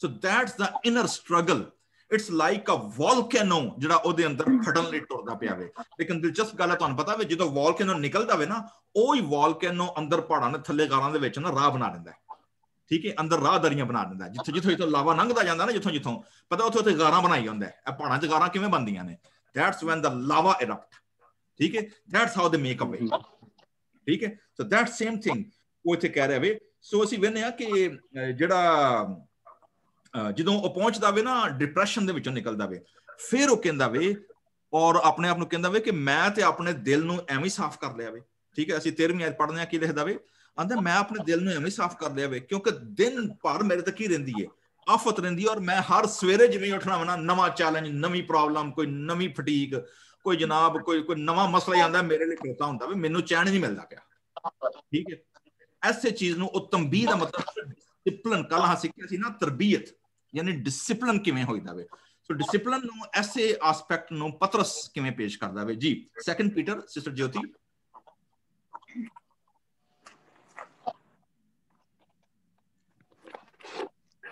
ਦੂਸਰਾ ਪਤਰਸ ਉਹਦੀ 7 ਤੋਂ 9 ਆਇਤ ਤੱਕ ਅਸੀਂ ਪੜਾਂਗੇ ਇਹਦੇ ਵਿੱਚ ਪਰ ਉਸਨੇ ਲੂਤ ਨੂੰ ਬਚਾ ਲਿਆ ਜੋ ਇੱਕ ਧਰਮੀ ਮਨੁੱਖ ਸੀ ਅਤੇ ਜਿਸ ਨੂੰ ਲੋਕਾਂ ਦੇ ਬੁਰੇ ਕੰਮਾਂ ਨੂੰ ਦੇਖ ਕੇ ਬਹੁਤ ਦੁੱਖ ਹੁੰਦਾ ਸੀ ਉਹ ਧਰਮੀ ਮਨੁੱਖ ਹਰ ਦਿਨ ਉੱਥੋਂ ਦੇ ਲੋਕਾਂ ਦੇ ਵਿੱਚ ਰਹਿੰਦਾ ਸੀ ਇਸ ਲਈ ਉਸਨੇ ਉਹ ਸਭ ਹੁੰਦਾ ਦੇਖਿਆ ਅਤੇ ਸੁਣਿਆ ਜੋ ਉੱਥੇ ਹੋ ਰਿਹਾ ਸੀ ਅਤੇ ਇਸ ਤਰ੍ਹਾਂ ਉਹਨਾਂ ਨੇ ਭੈੜੇ ਆਚਰਣ ਨੂੰ ਦੇਖ ਕੇ ਉਸਦੇ ਭਲੇ ਕੰਮ ਮਨ ਤੇ ਬਹੁਤ ਚੋਟ ਲੱਗੀ ਥੈਂਕ ਯੂ ਜੀ। ਪਰਮੇਸ਼ਰ ਜਾਣਦਾ ਹੈ ਕਿ ਉਸ ਨੂੰ ਕਿਸ ਤਰ੍ਹਾਂ ਧਰਮੀਆਂ ਦੀ ਉਹਨਾਂ ਦੇ ਪਰਤਾਇਆ ਸਮੇਂ ਰੱਖਿਆ ਕਰਨੀ ਹੈ ਥੈਂਕ ਯੂ ਅਤੇ ਜੀ। ਕਿਸ ਤਰ੍ਹਾਂ ਧਰਮੀਆਂ ਨੂੰ ਨਿਆਂ ਦਿਨ ਤੱਕ ਸਜ਼ਾ ਹੇਠ ਰੱਖਣਾ ਹੈ। ਹਾਂ ਵੇਖਿਆ ਜੀ ਕੀ ਹੁੰਦਾ ਸੀ, ਲੂਤ ਦੇ ਦਿਲ ਨੂੰ ਕੀ ਹੁੰਦਾ ਸੀ, ਉਹਦੇ ਦਿਲ ਤੇ ਕੀ ਲੱਗਦੀ ਸੀ, ਚੋਟ ਲੱਗਦੀ ਸੀ। ਠੀਕ ਹੈ, ਉਹ ਜਦੋਂ ਆਲੇ ਦੁਆਲੇ ਦਾ ਕਲਚਰ ਵੇਂਦਾ ਸੀ, ਆਲੇ ਦੁਆਲੇ ਲੋਕਾਂ ਦਾ ਰਹਿਣ ਸਹਿਣ ਵੇਂਦਾ ਸੀ, ਆਲੇ ਦੁਆਲੇ ਜਦੋਂ ਵੇਂਦਾ ਸੀ ਕਿ ਯਾਰ ਮਤਲਬ ਮੈਂ ਕਿੱਥੇ ਫਸ ਗਿਆ, ਕਿੰਨਾ ਲੋਕਾਂ ਚ ਆ ਗਿਆ ਮੈਂ, ਕੌਣ ਲੋਕ ਨੇ, ਠੀਕ ਹੈ ਨਾ, ਤੇ ਉਹ ਲਿਖਿਆ ਵੀ ਉਹਦਾ ਦਿਲ ਸ਼ਿਕੰਜੇ ਚ, ਉਰਦੂ ਤਰਜਮੇ ਵਿੱਚ ਲਿਖਿਆ ਵੀ ਉਸਕਾ ਦਿਲ ਸ਼ਿਕੰਜੇ ਮੇ, ਜਿਵੇਂ ਨੇ ਸ਼ਿਕੰਜਾ ਨਹੀਂ ਲਾਇਆ ਜਾਂਦਾ ਕਿਸੇ ਸ਼ੈ ਨੂੰ ਨਿਚੋੜਿਆ ਜਾਂਦਾ, ਇੰਜ ਲਿਖਿਆ ਵੀ ਉਹਦਾ ਦਿਲ ਇੰਜ ਪਸੀਜ ਜਾਂਦਾ ਸੀ। So that's how the righteous person, ਜਦੋਂ ਕੋਈ ਵੀ ਸ਼ਖਸ ਜਿਹੜਾ ਵੇ, ਜਿਹੜਾ ਖੁਦਾ ਤਰਸ ਬੰਦਾ ਵੇ, ਖੁਦਾ ਖੌਫ ਬੰਦਾ ਵੇ, ਧਰਮੀ ਜਿਹਨੂੰ ਕਿਹਾ ਗਿਆ ਵੇ, ਉਹ ਜਦੋਂ ਖੁਦਾ ਦੇ ਆਲੇ ਦੁਆਲੇ ਦੁਨੀਆ ਦੇ ਵਿੱਚ ਵਹਿੰਦਾ ਨਾ ਕਿ ਲੋਕੀ ਖੁਦਾ ਦੇ ਖਿਲਾਫ ਕਿਵੇਂ ਜ਼ਿੰਦਗੀ ਗੁਜ਼ਾਰਨ ਦੇ, ਉਹਨਾਂ ਦਾ ਦਿਲ ਸ਼ਿਕੰਜੇ ਚ ਆ ਜਾਂਦਾ ਵੇ, ਠੀਕ ਹੈ, ਔਰ ਪਰੇਸ਼ਾਨ ਡਿਪਰੈਸ ਹੋ ਜਾਂਦਾ ਵੇ, ਠੀਕ ਹੈ, ਆਪਣੇ ਆਪ ਨਾਲ ਗੱਲਾਂ ਕਰਦਾ ਵੇ, ਖੁਦਾ ਨਾਲ ਲੜਦਾ ਵੇ, ਲੋਕਾਂ ਨਾਲ ਲੜਦਾ ਵੇ। ਅੱਛਾ, ਜਿਵੇਂ ਮੈਂ ਅੱਗੇ ਕਿਹਾ ਵੇ, ਸਾਡੇ ਕੰਟੈਕਸਟ, ਸਾਡੇ ਇੰਡੀਅਨ ਪਾਕਿਸਤਾਨੀ ਕੰਟੈਕਸਟ ਦੇ ਵਿੱਚ ਸਾਈਕੋਲੋਜੀਕਲ ਡਿਪਰੈਸ਼ਨ ਨੂੰ ਬਿਮਾਰੀ ਨਹੀਂ ਸਮਝਿਆ ਜਾਂਦਾ। ਉਹ ਸਮਝਦੇ ਨੇ ਬੰਦਾ ਬਾ ਠੀਕ ਹੀ ਹੈ, ਠੀਕ ਹੈ, ਉਹ ਜ਼ਿਹਨੀ ਮਤਲਬ ਕਿ ਜਿਹੜੇ ਜ਼ਿਹਨ ਨੇ ਪੂਰੀ ਬਾਡੀ ਨੂੰ ਲੈ ਕੇ ਚੱਲਣਾ ਵੇ, ਜਿਹਨੇ ਪੂਰੇ ਜ਼ਿੰਦਗੀ ਨੂੰ ਕੰਟਰੋਲ ਕਰਨਾ ਵੇ, ਉੱਥੇ ਉਹਦੇ ਅੰਦਰ ਹੀ ਕੌਨਫਲਿਕਟ ਚੱਲਣ ਡਿਆ ਵੇ, ਉਹਦੇ ਅੰਦਰ ਹੀ ਡਿਪਰੈਸ਼ਨ ਹੈ, ਉਹਦੇ ਅੰਦਰ ਹੀ ਜਨਾਬ ਚੀਜ਼ਾਂ ਉਥਲ ਪੁਥਲ ਹੋਈਆਂ ਨੇ। ਸਾਨੂੰ ਲੱਗਦਾ ਜੇ ਲੱਤ ਬਾਂਹ, ਕੋਈ ਲੱਕ ਪੀੜ, ਸਿਰ ਪੀੜ, ਕੋਈ ਲੱਤ ਬਾਂਹ ਟੁੱਟੀ ਹੋਏ ਨਾ, ਫਿਰ ਸਮਝ ਆਉਂਦਾ ਬੰਦਾ ਬਿਮਾਰ ਹੈ, ਜਾਂ ਤੇ ਬੰਦਾ ਮਰਨ ਦੇ ਕਰੀਬ ਹੋਏ, ਜਾਂ ਹਾਰਟ ਅਟੈਕ ਹੋ ਜਾਏ, ਫਿਰ ਸਮਝ ਆਉਂਦਾ ਬਿਮਾਰ ਹੈ, ਠੀਕ ਹੈ ਨਾ। ਅਸੀਂ ਜ਼ਿਹਨੀ ਬੰਦਾ ਜਿਹੜਾ ਡਿਪਰੈਸ਼ਨ ਵਿੱਚ ਗੁਜ਼ਰਨ ਡਿਆ ਨਾ, ਉਹਨੂੰ ਅਸੀਂ ਬਿਮਾਰ ਨਹੀਂ ਸਮਝਦੇ। That's the major thing, ਸਾਨੂੰ ਸਮਝਣਾ ਚਾਹੀਦਾ ਹੈ ਜਿਹੜਾ ਵੇ ਉਹ ਉਸ ਡਿਪਰੈਸ਼ਨ ਵਿੱਚ ਗੁਜ਼ਰਨ ਡਿਆ ਵੇ, ਠੀਕ ਹੈ ਨਾ।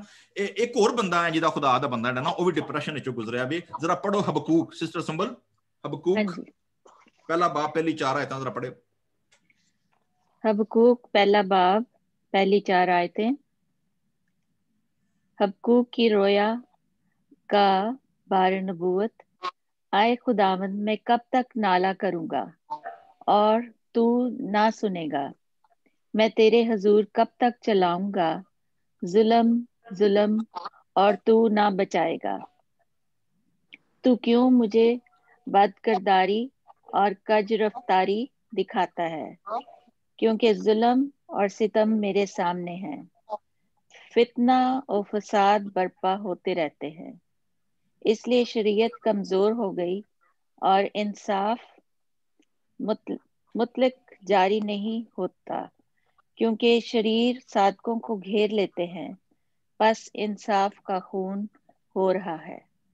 ਹੁਕਮ ਦਿੰਦੇ ਆ ਨਾ, ਉਹ ਵੀ ਹਬਕੂਕ ਨਬੀ ਵੀ ਰੋ ਪਿਆ। ਉਹ ਆਂਦਾ ਖੁਦਾਇਆ ਤੂੰ ਜਵਾਬ ਨਹੀਂ ਦਿੰਦਾ, ਮੈਂ ਰੋਣਾ ਪਿਟਣਾ ਤੇਰੇ ਸਾਹਮਣੇ, ਠੀਕ ਹੈ ਨਾ। ਸ਼ਰੀਅਤ ਕਮਜ਼ੋਰ ਹੋ ਗਈ, ਖੁਦਾ ਦੀ ਕੋਈ ਸ਼ਰੀਅਤ ਮੰਨਦਾ ਹੀ ਕੋਈ ਨਹੀਂ। ਹਰ ਬੰਦਾ ਆਪਣਾ ਮੂੰਹ ਚੁੱਕਿਆ, ਜਿਹਨੂੰ ਜੋ ਸਮਝ ਆਉਂਦੀ ਕਰੀ ਆਉਣ ਡਿਆ ਵੇ, ਆਪੇ ਹੀ ਹਰ ਬੰਦਾ ਲੀਡਰ ਬਣਿਆ, ਆਪੇ ਹੀ ਹਰ ਬੰਦਾ ਆਪਣਾ ਜਿਹੜਾ ਲੋਕਾਂ ਨੂੰ ਦਈ ਫਿਰਦਾ ਵੇ। ਉਹ ਆਂਦਾ ਖੁਦਾਵੰਦ ਸ਼ਰੀਅਤ ਕਮਜ਼ੋਰ ਹੋ ਗਈ ਏ, ਇਨਸਾਫ ਦਾ ਕੀ ਹੋਣ ਡਿਆ, ਖੂਨ ਹੋਣ ਡਿਆ, ਤੂੰ ਮੈਨੂੰ ਜਵਾਬ ਨਹੀਂ ਦੇ ਰਿਹਾ, ਤੂੰ ਚੁੱਪ ਕਰਕੇ ਬਹਿ ਰਿਹਾ, ਠੀਕ ਹੈ।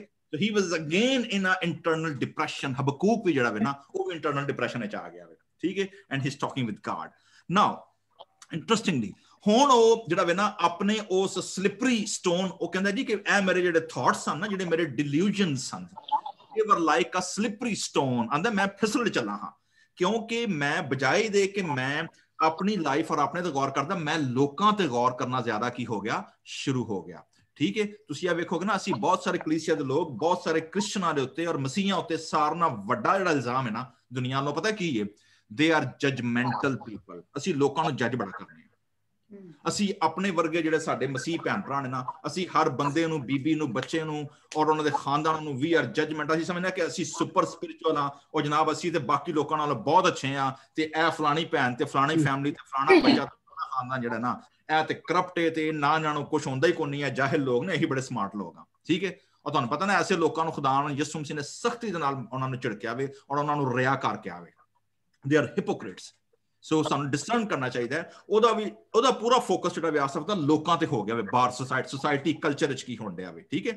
ਦੈਨ ਉਹ ਆਪਣੇ ਆਪ ਨੂੰ ਹੁਣ ਰਿਲੇਟ ਕਰਦਾ, ਕੰਟਰਾਸਟ ਦੇਣ ਲੱਗਾ ਵੇ, ਠੀਕ ਹੈ। ਕੰਟਰਾਸਟ ਕੀ ਦੇ ਰਿਹਾ ਵੇ, ਆਂਦਾ ਆਈ ਵਾਸ ਸਲਿਪਰੀ ਸਟੋਨ। ਐਂਡ ਦੈਨ 13ਵੀਂ ਆਇਤ ਚ ਕਹਿੰਦਾ ਵੇ ਕਿ ਮੈਂ ਰੋਜ਼ੇ, ਹਜ, ਨਮਾਜ਼ਾਂ, ਜ਼ਕਾਤਾਂ ਤੇ ਜਨਾਬ ਲੈਂਟ ਸੀਜ਼ਨ ਤੇ ਮਾਰ ਪ੍ਰੇਅਰ ਮੀਟਿੰਗ ਤੇ ਮਾਰ ਜ਼ਬੂਰ ਜ਼ੋਨ ਤੇ ਪਤਾ ਨਹੀਂ ਕੀ ਕਰ ਮੈਂ ਫਸ ਗਿਆ ਵਾਂ, ਤੇ ਮੇਰੀ ਸੁਣਦਾ ਹੀ ਕੋਈ ਨਹੀਂ ਹੈ। ਮੇਰੀ ਆਂਦਾ ਮੈਂ ਐਵੇਂ ਹੱਥ ਸਾਫ਼ ਕੀਤੇ ਨੇ, ਠੀਕ ਹੈ ਨਾ। ਮੈਂ ਐਵੇਂ ਉਲਟਾ ਆਂਦਾ ਮੇਰੇ ਤੇ ਖੁਦਾ ਦਾ ਲੱਠ, ਮੈਨੂੰ ਖੁਦਾ ਤੰਬੀਹ ਕਰ, ਮੈਨੂੰ ਖੁਦਾ ਡੰਡਾ ਲੈ ਕੇ ਖਲੋਤਾ ਰਹਿੰਦਾ ਮੇਰੇ ਕੋਲ, ਠੀਕ ਹੈ ਨਾ। ਉਲਟਾ ਮੈਨੂੰ ਫੈਂਟਦਾ ਰਹਿੰਦਾ ਵੇ, ਠੀਕ ਹੈ। ਉਹ ਆਂਦਾ ਵਈ ਇਹ ਕਿਉਂ ਹੈ। ਲੇਕਿਨ ਐਸੇ ਚੀਜ਼ ਨੂੰ, ਇਸ ਤੰਬੀਹ ਨੂੰ, ਫੈਂਟਣ ਨੂੰ ਜ਼ਰਾ ਵੇਖੀਏ ਪੰਜਾਬੀ ਚ यूहन्ना आरफ दा मुकाशफा किवें पेश करदा है। मुकाशफा दी किताब और ओदी तीसरे बाब दी 19 आयत जरा पढ़ियो जी।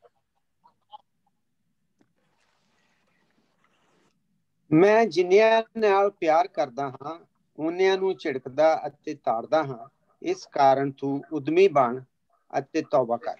Oh, interestingly, so now we have a revelation. Revelation की ये कि असल विच जिहड़ा सानू खुदा डिसिप्लिन करदा वे, that is God's love. ਅਸੀਂ ਜਦੋਂ ਆਪਣੇ ਆਪ ਨੂੰ ਕੰਪੇਅਰ ਕਰਨੇ ਆ ਕਲਚਰ ਦੇ ਨਾਲ, ਲੋਕਾਂ ਦੇ ਨਾਲ, ਤੇ ਅਸੀਂ ਆਪਣੇ ਆਪ ਨੂੰ ਸਮਝਨੇ ਆ ਕਿ ਮੈਂ ਤੇ ਫੇਲ ਆ, ਮੈਂ ਤਾਂ ਨਾਕਾਮ ਬੰਦਾ ਵਾਂ, ਠੀਕ ਹੈ। ਲੇਕਿਨ ਜਦੋਂ ਅਸੀਂ ਪਰਸਪੈਕਟਿਵ ਚੇਂਜ ਕਰਕੇ ਤੇ ਬਿਬਲੀਕਲ ਐਨਕ ਲਾ ਕੇ ਔਰ ਜਦੋਂ ਅਸੀਂ ਖੁਦਾ ਦੇ ਦਿੱਤੇ ਗਏ ਚਸ਼ਮੇ ਲਾ ਕੇ ਵੇਖਨੇ ਆ ਨਾ ਕਿ ਕੀ ਹੈ, ਫਿਰ ਸਮਝ ਆਉਂਦਾ ਵੇ ਕਿ ਐਕਚੁਅਲੀ ਦਿਸ ਇਜ਼ ਗॉड्स ਲਵ, ਨਾਟ ਆ ਕੰਪੈਰੀਜ਼ਨ। ਸਾਨੂੰ ਸਜ਼ਾ ਨਹੀਂ ਮਿਲਣ ਡਈ, ਬਲਕਿ ਆ ਖੁਦਾ ਦਾ ਪਿਆਰ ਹੈ ਕਿ ਖੁਦਾ ਸਾਨੂੰ ਤਰਬੀਅਤ ਕਰਨ ਡਿਆ, ਠੀਕ ਹੈ। ਅਗਰ ਖੁਦਾ ਛੱਡ ਦੇ ਸਾਨੂੰ ਤਾਂ ਸਾਡਾ ਹਾਲ ਵੀ ਨਾ ਵਰਗਾ ਹੋ ਜਾਏ। then now he entered to the second part which is discernment. okay, now ਉਹ discernment ਜਿਹੜਾ ਵੀ ਹੁਣ ਕਿੱਥੋਂ ਲੈ ਰਿਹਾ, discernment ਉਹ ਕਿਸੇ ਚਾਚੇ ਮਾਮੇ ਬਾਬੇ ਕਿਸੇ ਬੁੱਢੇ ਬੰਦੇ ਕੋਲ ਨਹੀਂ ਗਿਆ, ਸਿਆਣੇ ਕੋਲ ਨਹੀਂ ਗਿਆ, ਠੀਕ ਹੈ। ਡਿਸਰਨਮੈਂਟ ਲੈਣ ਲਈ ਉਹਨੇ ਕੋਈ ਆਰਟੀਕਲ ਨਹੀਂ ਪੜ੍ਹੇ, ਡਿਸਰਨਮੈਂਟ ਲੈਣ ਲਈ ਉਹਨੇ ਜਨਾਬ ਜਿਹੜਾ ਨਾ ਕੋਈ ਮੀਟਿੰਗ ਨਹੀਂ ਬੁਲਾਈ, ਉਹਨੇ ਹਿਕਮਤ ਔਰ ਇਸ ਗੱਲ ਨੂੰ ਸਮਝਣ ਲਈ ਨਾ ਕਿ ਕੀ ਹੋ ਰਿਹਾ ਹੈ ਔਰ ਅਸੀਂ ਕਿਉਂ ਇੰਜ ਕਰਨ ਰਹੇ ਹਾਂ। ਕਲਾਮ ਵਿੱਚ ਲਿਖਿਆ ਜੀ, आंदा जी, जब मैं सोचने लगा, 16वीं आयत, इसे कैसे समझूं, ठीक है। आंदा मेरे मेरे मेरे मेरे हिसाब नाल बहुत मुश्किल सी, आंदा मेरे वसों बाहर सी, it's beyond my comprehension, it's beyond my capacity. आंदा मैं वायर्ड ही नहीं आ कि मैं खुदा दे इस सारे कारोबार ਨੂੰ समझ सका, ठीक है। किथे गया फिर? आंदा जब तक, आंदा जिन्ने चिर तक मैं खुदा के मकदस में जाकर उनके अंजाम को ना सोचा। Here you go. Now he is entering to God's concept, खुदा दा कलाम, खुदा दा घर और खुदा दे लोक। क्योंकि पहला वो अपने आप को कंपेयर कितना करन दिया दुनिया दे लोकां दे नाल, जेडे विकेड वेल ਉਹਨਾਂ ਦੇ ਨਾਲ ਆਪਣੇ ਆਪ ਨੂੰ ਕੰਪੇਅਰ ਕਰਨ ਡਿਆ ਵੇ। Now he came to the council and the gathering of the believers, ਠੀਕ ਹੈ। Now he is coming to the house of the Lord, now he is coming to the God's word, God's law, ताकि वो इस चीज ਨੂੰ समझ सके, ठीक है। बाइबल में लिखा है जी कि बुरी आदतें अच्छी आदतों को क्या कर देती हैं, बिगाड़ देती हैं, एज वेल एज बुरी सोबत, ठीक है। ਤੁਸੀਂ ਸਾਰੀ ਜ਼ਿੰਦਗੀ ਕੋਲੇ ਦੇ ਨਾਲ ਲੱਗੇ ਰਹੋਗੇ ਨਾ ਤੇ ਤੁਹਾਨੂੰ ਕੋਈ ਹੀਟ ਨਹੀਂ ਮਿਲੇਗੀ, ਤੁਹਾਨੂੰ ਕੋਈ ਸਪਾਰਕ ਨਹੀਂ ਮਿਲੇਗਾ, ਤੁਹਾਨੂੰ ਭਾਵੇਂ ਜਿੰਨੇ ਮਰਜ਼ੀ ਸੋਹਣੇ ਬਣ ਕੇ ਬੈਠੇ ਰਹੋ, ਉਹਨੇ ਹੱਥ ਮੂੰਹ ਕਾਲਾ ਹੀ ਕਰੇਗਾ, ਠੀਕ ਹੈ। once you engage with the burning coal, once you engage with the heat, once you engage with the spark, ਤੁਸੀਂ ਇੱਕਦਮ ਬਲ ਪਾਓਗੇ, ਇੱਕਦਮ ਸਪਾਰਕ ਹੋਏਗਾ, ਫਾਇਰ ਖੜੀ ਹੋ ਜਾਏਗੀ, ਠੀਕ ਹੈ। so that's what he's saying। ਆਂਦਾ ਕਿ ਮੈਂ ਖੁਦਾ ਦੇ ਘਰ ਚ ਗਿਆ ਵਾਂ ਔਰ ਮੈਂ ਉੱਥੇ ਜਾ ਕੇ ਸੋਚਿਆ ਵੇ, ਮੈਨੂੰ ਖੁਦਾ ਡਿਸਰਨਮੈਂਟ ਦਿੱਤੀ ਹੈ ਤੇ ਮੈਨੂੰ ਕੀ ਸਮਝ ਆਈ। ਫਿਰ ਆਂਦਾ ਅਲਟੀਮੇਟਲੀ ਮੈਂ ਇਹ ਵੇਖਿਆ ਵੇ ਕਿ ਉਹਨਾਂ ਦੇ ਅੰਜਾਮ ਨੂੰ ਫਿਰ ਮੈਂ ਸੋਚਿਆ, how they are going to end, not what they are receiving and enjoying in the life, but how they are going to end, ठीक है। फिर वो कहता वे, यकीनन तू उनको फिसलनी जगहों में रखता है, पहला आप ही फिसल चला ही पाई यरी, ठीक है ना। पहली आयत दे विच आप ही स्लिप होण लगा सी, ਹੁਣ ਇੱਥੇ ਆ ਕੇ ਜਦੋਂ ਖੁਦਾ ਦੇ ਘਰ ਆਇਆ ਵੇ, ਖੁਦਾ ਦੇ ਲੋਕਾਂ ਦੇ ਕੋਲ ਆਇਆ ਵੇ ਔਰ ਉਹਨੂੰ ਸਮਝ ਆਈਏ ਕਿ ਮੈਨੂੰ ਕਲਾਮ ਜਿਹੜਾ ਵੇ ਉਹ ਕੀ ਕਹਿ ਰਿਹਾ ਵੇ, then he realized ਕਿ ਮੈਂ ਫਿਸਲਣ ਵਾਲਾ ਨਹੀਂ ਆ, ਬਲਕਿ ਤੂੰ ਉनको फिसलनी जगहों पे क्या करता है, रखता है। ਫਿਰ ਉਹਨਾਂ ਦਾ ਐਂਡ ਜਿਹੜਾ ਵੇ ਨਾ ਉਹ ਆਂਦਾ ਕੰਮ ਖਰਾਬ ਹੋ ਜਾਂਦਾ ਵਾ। now the last part is ਜਿਹੜਾ ਵੇ ਉਹ ਵੇ ਜਨਾਬ 3D ਮੈਂ ਕੀ ਦੱਸਿਆ ਸੀ, dependence, yes, so dependence। now he is totally dependent। ਪਹਿਲਾਂ ਤੇ ਵੇਖੋਗੇ 21 ਤੇ 22 ਆਇਤ ਚ ਨਾ ਉਹ ਪਹਿਲਾਂ ਕਨਫੈਸ ਕਰਦਾ ਹੈ। ਵੇਖੋ ਕਨਫੈਸ਼ਨ ਬੜਾ ਜ਼ਰੂਰੀ ਹੈ। ਕਨਫੈਸ਼ਨ ਕੀ ਕਰਦਾ ਹੈ? ਆਂਦਾ ਜੀ ਮੈਂ ਪਹਿਲਾਂ ਸਮਝਦਾ ਹਾਂ ਕਿ ਮੈਂ ਬੜਾ ਸਮਾਰਟ ਬੰਦਾ ਵਾਂ, ਮੈਂ ਬੜਾ ਇੰਟੈਲੀਜੈਂਟ ਹਾਂ ਤੇ ਮੈਂ ਬੜਾ ਜਨਾਬ ਲੀਡਰ ਬੰਦਾ ਵਾਂ ਤੇ ਮੈਂ ਜਨਾਬ ਮੇਰੀ ਉਮਰ ਗਈ ਹੈ ਤੇ ਮੇਰੇ ਵਾਲ ਚਿੱਟੇ ਹੋ ਗਏ ਨੇ ਤੇ ਮੈਂ ਜਨਾਬ ਵਾਲ ਚਿੱਟੇ ਹੋ ਗਏ ਨੇ ਜਾਂ ਮੈਂ ਮੇਰੀ ਝੁਰੀਆਂ ਪੈ ਗਈਆਂ ਨੇ, ਮੇਰੀ ਹਿਕਮਤ ਇੰਨੀ ਹੈ, ਮੈਂ ਲੀਡਰ ਬੰਦਾ, ਮੈਂ ਜੋ ਗੱਲ ਕਰ ਦਿੱਤੀ ਨਾ ਬਸ ਸੋਹਣੇ ਜਨਾਬ ਲਕੀਰ ਹੋ ਗਈ ਹੈ। ਦੈਨ ਹੀ ਕਨਫੈਸ ਕੀ ਕਹਿੰਦਾ ਵੇ? ਆਂਦਾ मैं बेअकल और जाहिल था, इंटरेस्टिंग, ओके। आंदा है मैं तेरे सामने जानवर की मानंद था जिन्हों कोई अकल मती को नहीं, ठीक है। ਲੋਕਾਂ ਸਾਹਮਣੇ ਅਸੀਂ ਬਣਨੇ ਆ very smart, very intelligent, very wise, ਲੇਕਿਨ ਅੰਦਰ ਖਾਤੇ ਸਾਨੂੰ ਪਤਾ ਹੁੰਦਾ ਹੈ ਕਿ ਅਸੀਂ ਜਾਨਵਰ ਆ, ਸਾਨੂੰ ਅਕਲਮਤ ਕੋਈ ਵੀ ਨਹੀਂ। We only following our impulses, we are following our instinct, ਜਿਹੜੀ ਸਾਡੇ instinct ਹੈ। ਕਿਉਂਕਿ ਜਿੰਨੇ ਚਿਰ ਤੱਕ ਸਾਨੂੰ ਖੁਦਾ ਦੇ ਕਲਾਮ ਦੀ ਲਾਈਟ ਨਾ ਮਿਲੇ, we cannot get discernment। ਠੀਕ ਹੈ, ਤੁਹਾਨੂੰ ਪਤਾ ਵੀ discernment ਜਿਹੜਾ ਵੇ, this is a gift of the Holy Spirit। ਜਿਹੜਾ ਜਦੋਂ ਅਸੀਂ ਪੜ੍ਹਦੇ ਹਾਂ ਨਾ ਪਹਿਲਾ ਗ੍ਰੰਥੀਓ ਔਰ 14ਵਾਂ ਬਾਬ ਵਿੱਚ, ਇਮਤਿਆਜ਼ ਦੀ ਰੂਹ ਜਿਹੜੀ ਹੈ ਨਾ, ਜਿਹੜੀ the spirit of discernment, it's a spiritual gift, ਹਰ ਬੰਦੇ ਕੋ ਨਹੀਂ ਹੁੰਦਾ।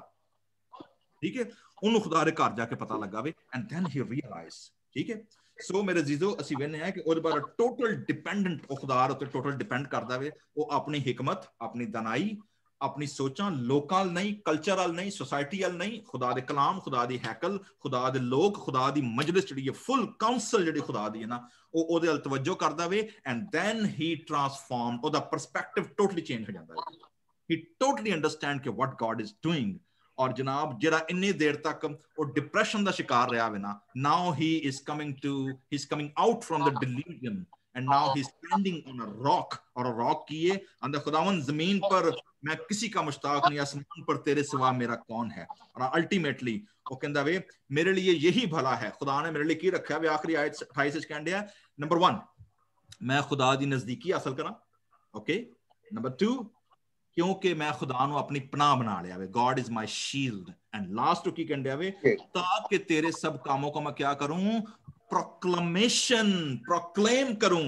Okay, this is our participation, this is our role कि ਜਦੋਂ ਖੁਦਾ ਸਾਨੂੰ ਡਿਪਰੈਸ਼ਨ ਤੋਂ discernment ਦੇ ਔਰ ਫਿਰ ਖੁਦਾ ਜਦੋਂ ਸਾਨੂੰ dependence ਸਿਖਾਏ, then we share our experiences।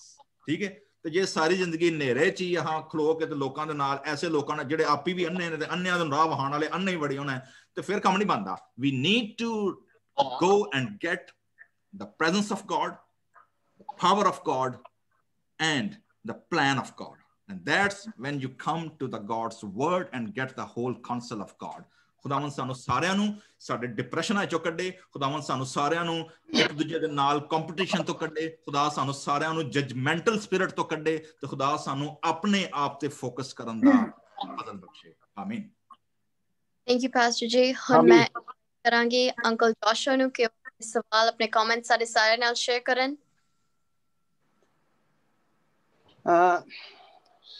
Psalm 73 ਦੇ ਵਿੱਚ ਮੈਂ ਉਹਦਾ ਥੀਮ ਜਿਸ ਤਰ੍ਹਾਂ ਪਾਸਟਰ ਜੀ ਹੁਣੇ ਦੱਸ ਕੇ, ਬੜਾ ਅੱਛਾ ਮੈਨੂੰ ਇਹ ਚੈਪਟਰ ਲੱਗਾ ਵਾ। ਇਹਦੇ ਚ 20 ਵਰਸ ਜਿਹੜੀ ਆ 23 ਤੇ 24 ਬਹੁਤ ਅੱਛੀਆਂ ਨੇ, ਤੇ ਉਹਨਾਂ ਨੂੰ ਮੈਂ ਐਕਸਪਲੇਨ ਕੀਤਾ। ਇਹਦੇ ਚ ਜਿਸ ਤਰ੍ਹਾਂ temporary prosperity of the wicked and the lasting reward of the righteous, we should live holy lives and trust God for our future reward।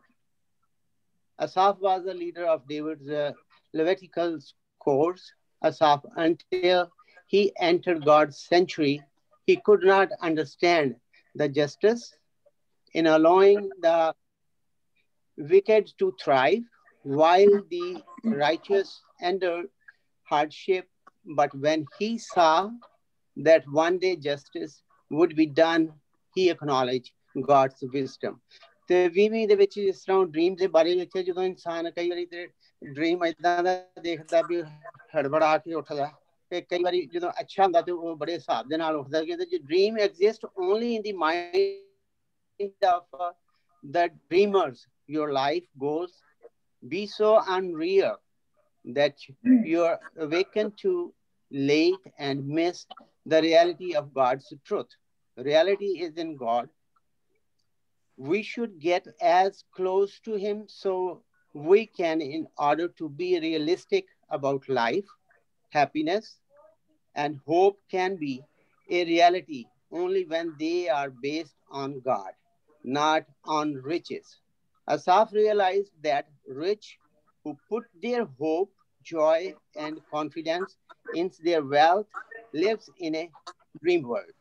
23 ਤੇ 24 ਦੇ ਵਿੱਚ Asaph declare his confidence in God's presence and guidance from birth to death has continually in his grip, but for more we have the hope of the resurrection though our courage and strength may fail, we know that one day we will be raised to life to serve him forever. He is our security and we must cling to him. That is what I learned today in this chapter. खुदा सारिਆਂ ਨੂੰ ਬਰਕਤ ਦੇਵੇ। Thank you, Uncle Ji. मैं invite करूंगी ज्योति ने कि अपने सवाल अपने कमेंट सारे सारे ਨਾਲ ਕਰਨ। ਹਾਂਜੀ ਜੈ ਮਸੀਹ ਦੀ ਸਾਰਿਆਂ ਨੂੰ। ਅੱਜ ਦਾ ਜਿਹੜਾ ਇਹ ਜ਼ਬੂਰ ਸੀਗਾ, ਆਸਫ ਦਾ ਜ਼ਬੂਰ, ਇਹਦਾ ਜਿਹੜਾ ਮੇਨ ਟਾਈਟਲ ਹੈ ਪਰਮੇਸ਼ਵਰ ਦਾ ਨਿਆਂ, ਖੁਦਾ ਦਾ ਨਿਆਂ ਬਾਰੇ ਉਸਨੇ ਦੱਸਿਆ ਹੈ। ਔਰ ਇਸ ਵਿੱਚ ਉਸਨੇ ਦੱਸਿਆ ਹੈ ਗੁਮੰਡਾਂ ਲਈ ਕਿ ਉਸਨੂੰ ਪ੍ਰਭੂ ਸਭ ਕੁਛ, ਉਹ ਪ੍ਰਭੂ ਨੂੰ ਜਾਣਦੇ ਨਹੀਂ ਪਰ ਫਿਰ ਵੀ ਉਹਨਾਂ ਦੇ ਕੋਲ ਸਭ ਕੁਛ ਹੈ, ਕਿਉਂਕਿ ਉਹ ਪ੍ਰਭੂ ਨੂੰ ਪਿਆਰ ਨਹੀਂ ਕਰਦੇ ਪਰ ਕਿਉਂਕਿ ਪੈਸੇ ਨੂੰ ਜ਼ਿਆਦਾ ਪਿਆਰ ਕਰਦੇ ਆ, ਚੰਗੀਆਂ ਚੀਜ਼ਾਂ ਜੋ ਵੀ ਉਹਨਾਂ ਨੂੰ ਕੋਲ ਹੈ। ਪਰ ਇਹਦੀ ਜਿਹੜੀ 27 ਤੇ 28 ਆਇਤ ਹੈ ਉਹ ਮੈਨੂੰ ਬਹੁਤ ਚੰਗੀ ਲੱਗੀ ਹੈ। ਇਹਦੇ ਵਿੱਚ ਜਿਸ ਤਰ੍ਹਾਂ 27 ਦੇ ਵਿੱਚ ਲਿਖਿਆ, ਤੇਰੇ ਤੋਂ ਦੂਰ ਜਾਣ ਵਾਲੇ ਸੱਚਮੁੱਚ ਨਾਸ਼ ਹੋ ਜਾਣਗੇ, ਕਿਉਂਕਿ ਇਹ ਸਮਾਂ ਨਹੀਂ ਰਹੇਗਾ ਜੋ ਪ੍ਰਭੂ ਤੁਹਾਨੂੰ ਅੱਜ ਨਹੀਂ ਜਾਣਦੇ, ਇੱਕ ਦਿਨ ਉਹਨਾਂ ਦਾ ਐਸਾ ਟਾਈਮ ਆਏਗਾ ਕਿ ਪ੍ਰਭੂ ਵੀ ਕਹੇਗਾ ਕਿ ਮੈਂ ਵੀ ਤੁਹਾਨੂੰ ਨਹੀਂ ਜਾਣਦਾ। ਜਿਸ ਤਰ੍ਹਾਂ 10 ਕੁਆਰੀਆਂ ਦੇ ਆਪਾਂ ਲੈ ਲਈ ਦੀ ਐਗਜ਼ਾਮਪਲ ਲਈਏ ਕਿ ਉਹ 5 ਬਾਹਰ ਰਹੀਆਂ ਔਰ 5 ਉਹਨਾਂ ਨੂੰ ਨਹੀਂ ਜਾਣਦੀਆਂ ਸੀ, ਉਹਨਾਂ ਨੇ, ਕਿਉਂਕਿ ਉਹ ਰੈਡੀ ਨਹੀਂ ਸੀ, ਉਹਨਾਂ ਨੇ ਤਿਆਰੀ ਨਹੀਂ ਸੀ ਕੀਤੀ ਹੋਈ। ਇਸੇ ਤਰ੍ਹਾਂ ਵੀ ਜੋ ਲੋਕ ਤਿਆਰ ਹੋਣਗੇ ਪ੍ਰਭੂ ਦੇ ਹਜ਼ੂਰ ਦੇ ਵਿੱਚ, ਉਹਦੇ ਨਾਲ ਉਹੀ ਲੋਕ ਤਿਆਰ ਹੋਣਗੇ ਜਿਹੜੇ ਉਸਨੂੰ ਜਾਣਦੇ ਨੇ। ਅੱਜ ਜੋ ਉਹਨੂੰ ਨਹੀਂ ਜਾਣਦੇ, ਪ੍ਰਭੂ ਵੀ ਕਹੇਗਾ ਕਿ ਮੈਂ ਵੀ ਤੁਹਾਨੂੰ ਨਹੀਂ ਜਾਣਦਾ। ਇਸ ਲਈ ਸਾਨੂੰ ਹਮੇਸ਼ਾ ਆਪਣੇ ਆਪ ਨੂੰ, ਆਪਣੇ ਆਪ ਦੀ ਤਿਆਰੀ ਕਰਨੀ ਚਾਹੀਦੀ ਹੈ। ਔਰ ਇਸ ਤੇ ਜਿਹੜੀ 28 ਆਇਤ ਹੈ, ਪਰ ਮੇਰੇ ਲਈ ਪਰਮੇਸ਼ਰ ਦੀ ਨੇੜਤਾ ਭਲੀ ਹੈ, ਮੈਂ ਪ੍ਰਭੂ ਪਰਮੇਸ਼ਰ ਨੂੰ ਹੀ ਆਪਣਾ ਆਸਰਾ ਮੰਨਿਆ ਹੈ, ਮੈਂ ਤੇਰੇ ਸਭ ਕੰਮਾਂ ਦਾ ਬਿਆਨ ਕਰਾਂਗਾ। ਕਿ ਖੁਦਾਵੰਦ ਦੇ ਕੰਮਾਂ ਵਿੱਚ ਵਧੋ, ਉਸਦੇ ਵਚਨ ਨੂੰ ਪੜ੍ਹੋ। ਔਰ ਉਸਨੇ ਕਿਹਾ ਹੈ ਕਿ ਮੈਂ ਪ੍ਰਭੂ ਤੈਨੂੰ ਜਾਣਾ, ਮੈਂ ਆਪਣੇ ਦਿਲ ਤੋਂ ਤੈਨੂੰ ਪਿਆਰ ਕਰਦਾ ਹਾਂ, ਔਰ ਮੈਂ ਜਿੰਨੇ ਵੀ ਤੇਰੇ ਕੰਮ ਹੈ ਖੁਦਾਵੰਦ ਤੂੰ ਕੀਤੇ ਅੱਜ ਤੱਕ ਮੇਰੇ ਲਈ, ਮੇਰੀ ਭਲਾਈ ਲਈ, ਮੈਂ ਉਹ ਸਭ ਲੋਕਾਂ ਨੂੰ ਦੱਸਾਂਗਾ। ਲੋਕਾਂ ਦੇ ਵਿੱਚ ਦੱਸਣਾ ਮਤਲਬ ਕਿ ਮੈਂ ਤੇਰਾ ਪ੍ਰਚਾਰ ਕਰਾਂਗਾ, ਜੋ ਵੀ ਤੇਰੀ ਪਵਿੱਤਰ ਵਚਨ ਦੇ ਵਿੱਚੋਂ ਮੈਨੂੰ ਚੰਗਾ ਲੱਗੇਗਾ ਮੈਂ ਦੂਸਰਿਆਂ ਦੇ ਨਾਲ ਸ਼ੇਅਰ ਕਰਾਂਗਾ। ਆਮੀਨ। ਆਮੀਨ। Thank you, Auntie Jyoti. मैं ਸਿੰਬਲ ਨੂੰ ਕਿ ਉਹ ਆਪਣੇ ਸਵਾਲ, ਆਪਣੇ ਕਮੈਂਟਰੀ ਸਾਡੇ ਸਾਰੇ ਨਾਲ ਸ਼ੇਅਰ ਕਰਨ। ਹਾਂਜੀ, ਇਹ ਜ਼ਬੂਰ 73 ਜਿਹੜਾ ਹੈ, ਇਹਦੇ ਤੋਂ ਮੈਂ ਬਹੁਤ ਕੁਝ ਸਿੱਖਿਆ ਹੈ ਔਰ ਮੈਂ ਇਹਨੂੰ ਕਈ ਵਾਰੀ ਆਪਣੀ ਜ਼ਿੰਦਗੀ 'ਚ ਪੜ੍ਹਿਆ ਹੈ ਔਰ ਹਮੇਸ਼ਾ ਇੱਕ ਨਵਾਂ ਹੀ ਸਬਕ ਸਿੱਖਿਆ ਹੈ। ਲੇਕਿਨ ਐਵੇਂ ਕਿ ਅੱਜ ਮੈਂ ਇਹਨੂੰ ਜਿਹੜੀ ਵਰਡਸ ਇਹਦੇ ਵਿੱਚੋਂ ਮੈਂ ਪਹਿਲੇ ਵੀ ਆਪਣੀ ਬਾਈਬਲ 'ਚ ਅੰਡਰਲਾਈਨ ਕੀਤੀ ਸੀ, ਉਹ ਮੈਨੂੰ ਪਸੰਦ ਆਈ ਹੈ। वर्स 26, गो मेरा जिस्म और मेरा दिल ज़ाइल हो जाए तो भी खुदा हमेशा मेरे दिल की कुव्वत और मेरा बकरा है। कि सानू मटीरियल चीज़ां वाले पासे नहीं वेखना चाहिदा, बल्कि सानू ਇਹ ਵੇਖਣਾ ਚਾਹੀਦਾ ਹੈ ਕਿ ਅਸੀਂ ਖੁਦਾਵੰਦ ਦੀ ਪ੍ਰੈਜ਼ੈਂਸ 'ਚ ਜਦੋਂ ਆ ਜਾਂਦੇ ਹਾਂ ਤੇ ਇਹ ਚੀਜ਼ਾਂ ਸਾਡੇ ਲਈ ਕੋਈ ਅਹਿਮੀਅਤ ਨਹੀਂ ਰੱਖਦੀਆਂ। ਸਾਡੇ ਲਈ ਸਭ ਤੋਂ ਜ਼ਿਆਦਾ ਜਿਹੜੀ ਚੀਜ਼ ਅਹਿਮੀਅਤ ਰੱਖਦੀ ਹੈ ਉਹ ਖੁਦਾਵੰਦ ਦੀ ਪ੍ਰੈਜ਼ੈਂਸ ਹੈ। ਔਰ ਇਸੇ ਤਰ੍ਹਾਂ ਜਦੋਂ ਆਸਿਫ ਖੁਦਾਵੰਦ ਦੀ ਪ੍ਰੈਜ਼ੈਂਸ 'ਚ ਗਿਆ ਤੇ ਉਹਨੂੰ ਪਤਾ ਲੱਗਾ ਕਿ ਸ਼ਰੀਰਾਂ ਕੋਲ ਜੋ ਕੁਝ ਵੀ ਹੋਏ ਜਾਂ ਉਹਨਾਂ ਕੋਲ ਜਿਹੜੀਆਂ ਵੀ ਮਟੀਰੀਅਲ ਚੀਜ਼ਾਂ ਨੇ ਉਹ ਸਾਡੇ ਲਈ ਕੋਈ ਅਹਿਮੀਅਤ ਨਹੀਂ ਰੱਖਦੀਆਂ। ਸਾਡੇ ਲਈ ਸਿਰਫ ਜਿਹੜੀ ਚੀਜ਼ ਅਹਿਮੀਅਤ ਰੱਖਦੀ ਹੈ ਖੁਦਾਵੰਦ ਦੀ ਪ੍ਰੈਜ਼ੈਂਸ। ਸਾਡਾ ਜਿਸਮ ਫਾਨੀ ਹੈ, ਸਾਡੇ ਜਿਸਮ ਨੂੰ ਕੁਝ ਵੀ ਹੋ ਸਕਦਾ ਹੈ, ਬਿਮਾਰੀ ਵੀ ਹੋ ਸਕਦੀ ਹੈ, ਤਕਲੀਫ ਵੀ ਹੋ ਸਕਦੀ ਹੈ, ਲੇਕਿਨ ਸਾਡੀ ਕੁਵਤ ਜਿਹੜੀ ਹੈ ਉਹ ਸਾਡੇ ਖੁਦਾਵੰਦ ਵੱਲੋਂ ਹੈ ਔਰ ਸਾਡਾ ਦਿਲ ਮਜ਼ਬੂਤ ਹੁੰਦਾ ਉਹਦੇ ਵਿੱਚ। ਇਹਦੇ ਵਿੱਚ ਇੱਕ ਹੋਰ ਚੀਜ਼ ਮੈਂ ਐਡ ਕਰਨੀ ਆ ਕਿ ਅਕਸਰ ਅਸੀਂ ਲੋਕੀ ਕਹਿੰਦੇ ਆ ਕਿ Y bad things happen to good people। ਇਹ ਅਕਸਰ ਸਾਡੇ ਲੋਕਾਂ ਦਾ ਸਵਾਲ ਹੁੰਦਾ ਹੈ ਕਿ ਕਿਉਂ ਅੱਛੇ ਲੋਕਾਂ ਨੂੰ ਦੇ ਨਾਲ ਬੁਰੇ ਗੱਲਾਂ ਹੁੰਦੀਆਂ ਨੇ, ਉਹਨਾਂ ਦੀ ਜ਼ਿੰਦਗੀ 'ਚ ਤਕਲੀਫਾਂ ਤੇ ਮੁਸ਼ਕਿਲਾਤ ਉੱਤੇ ਥੱਲੇ ਆਉਂਦੀਆਂ ਜਾਂਦੀਆਂ ਨੇ। ਔਰ ਫਿਰ ਦੂਸਰਾ ਸਵਾਲ ਇਹ ਹੁੰਦਾ ਹੈ ਕਿ Y good things happen to ਪਹਿਲੇ ਕੀ ਮੈਂ ਕਿਹਾ ਸੀ, why good things happen to bad people and then why bad things happen to good people। ਤੇ ਇਹ ਵੇ ਕਿ ਸਾਨੂੰ ਖੁਦਾ ਨੂੰ ਅਸੀਂ why ਨਹੀਂ ਕਹਿ ਸਕਦੇ, ਅਸੀਂ ਸਿਰਫ ਉਹਦੀ ਮਰਜ਼ੀ ਤੇ ਆਮੀਨ ਕਰਨੀ ਹੈ, ਹਾਂ ਕਰਨੀ ਹੈ।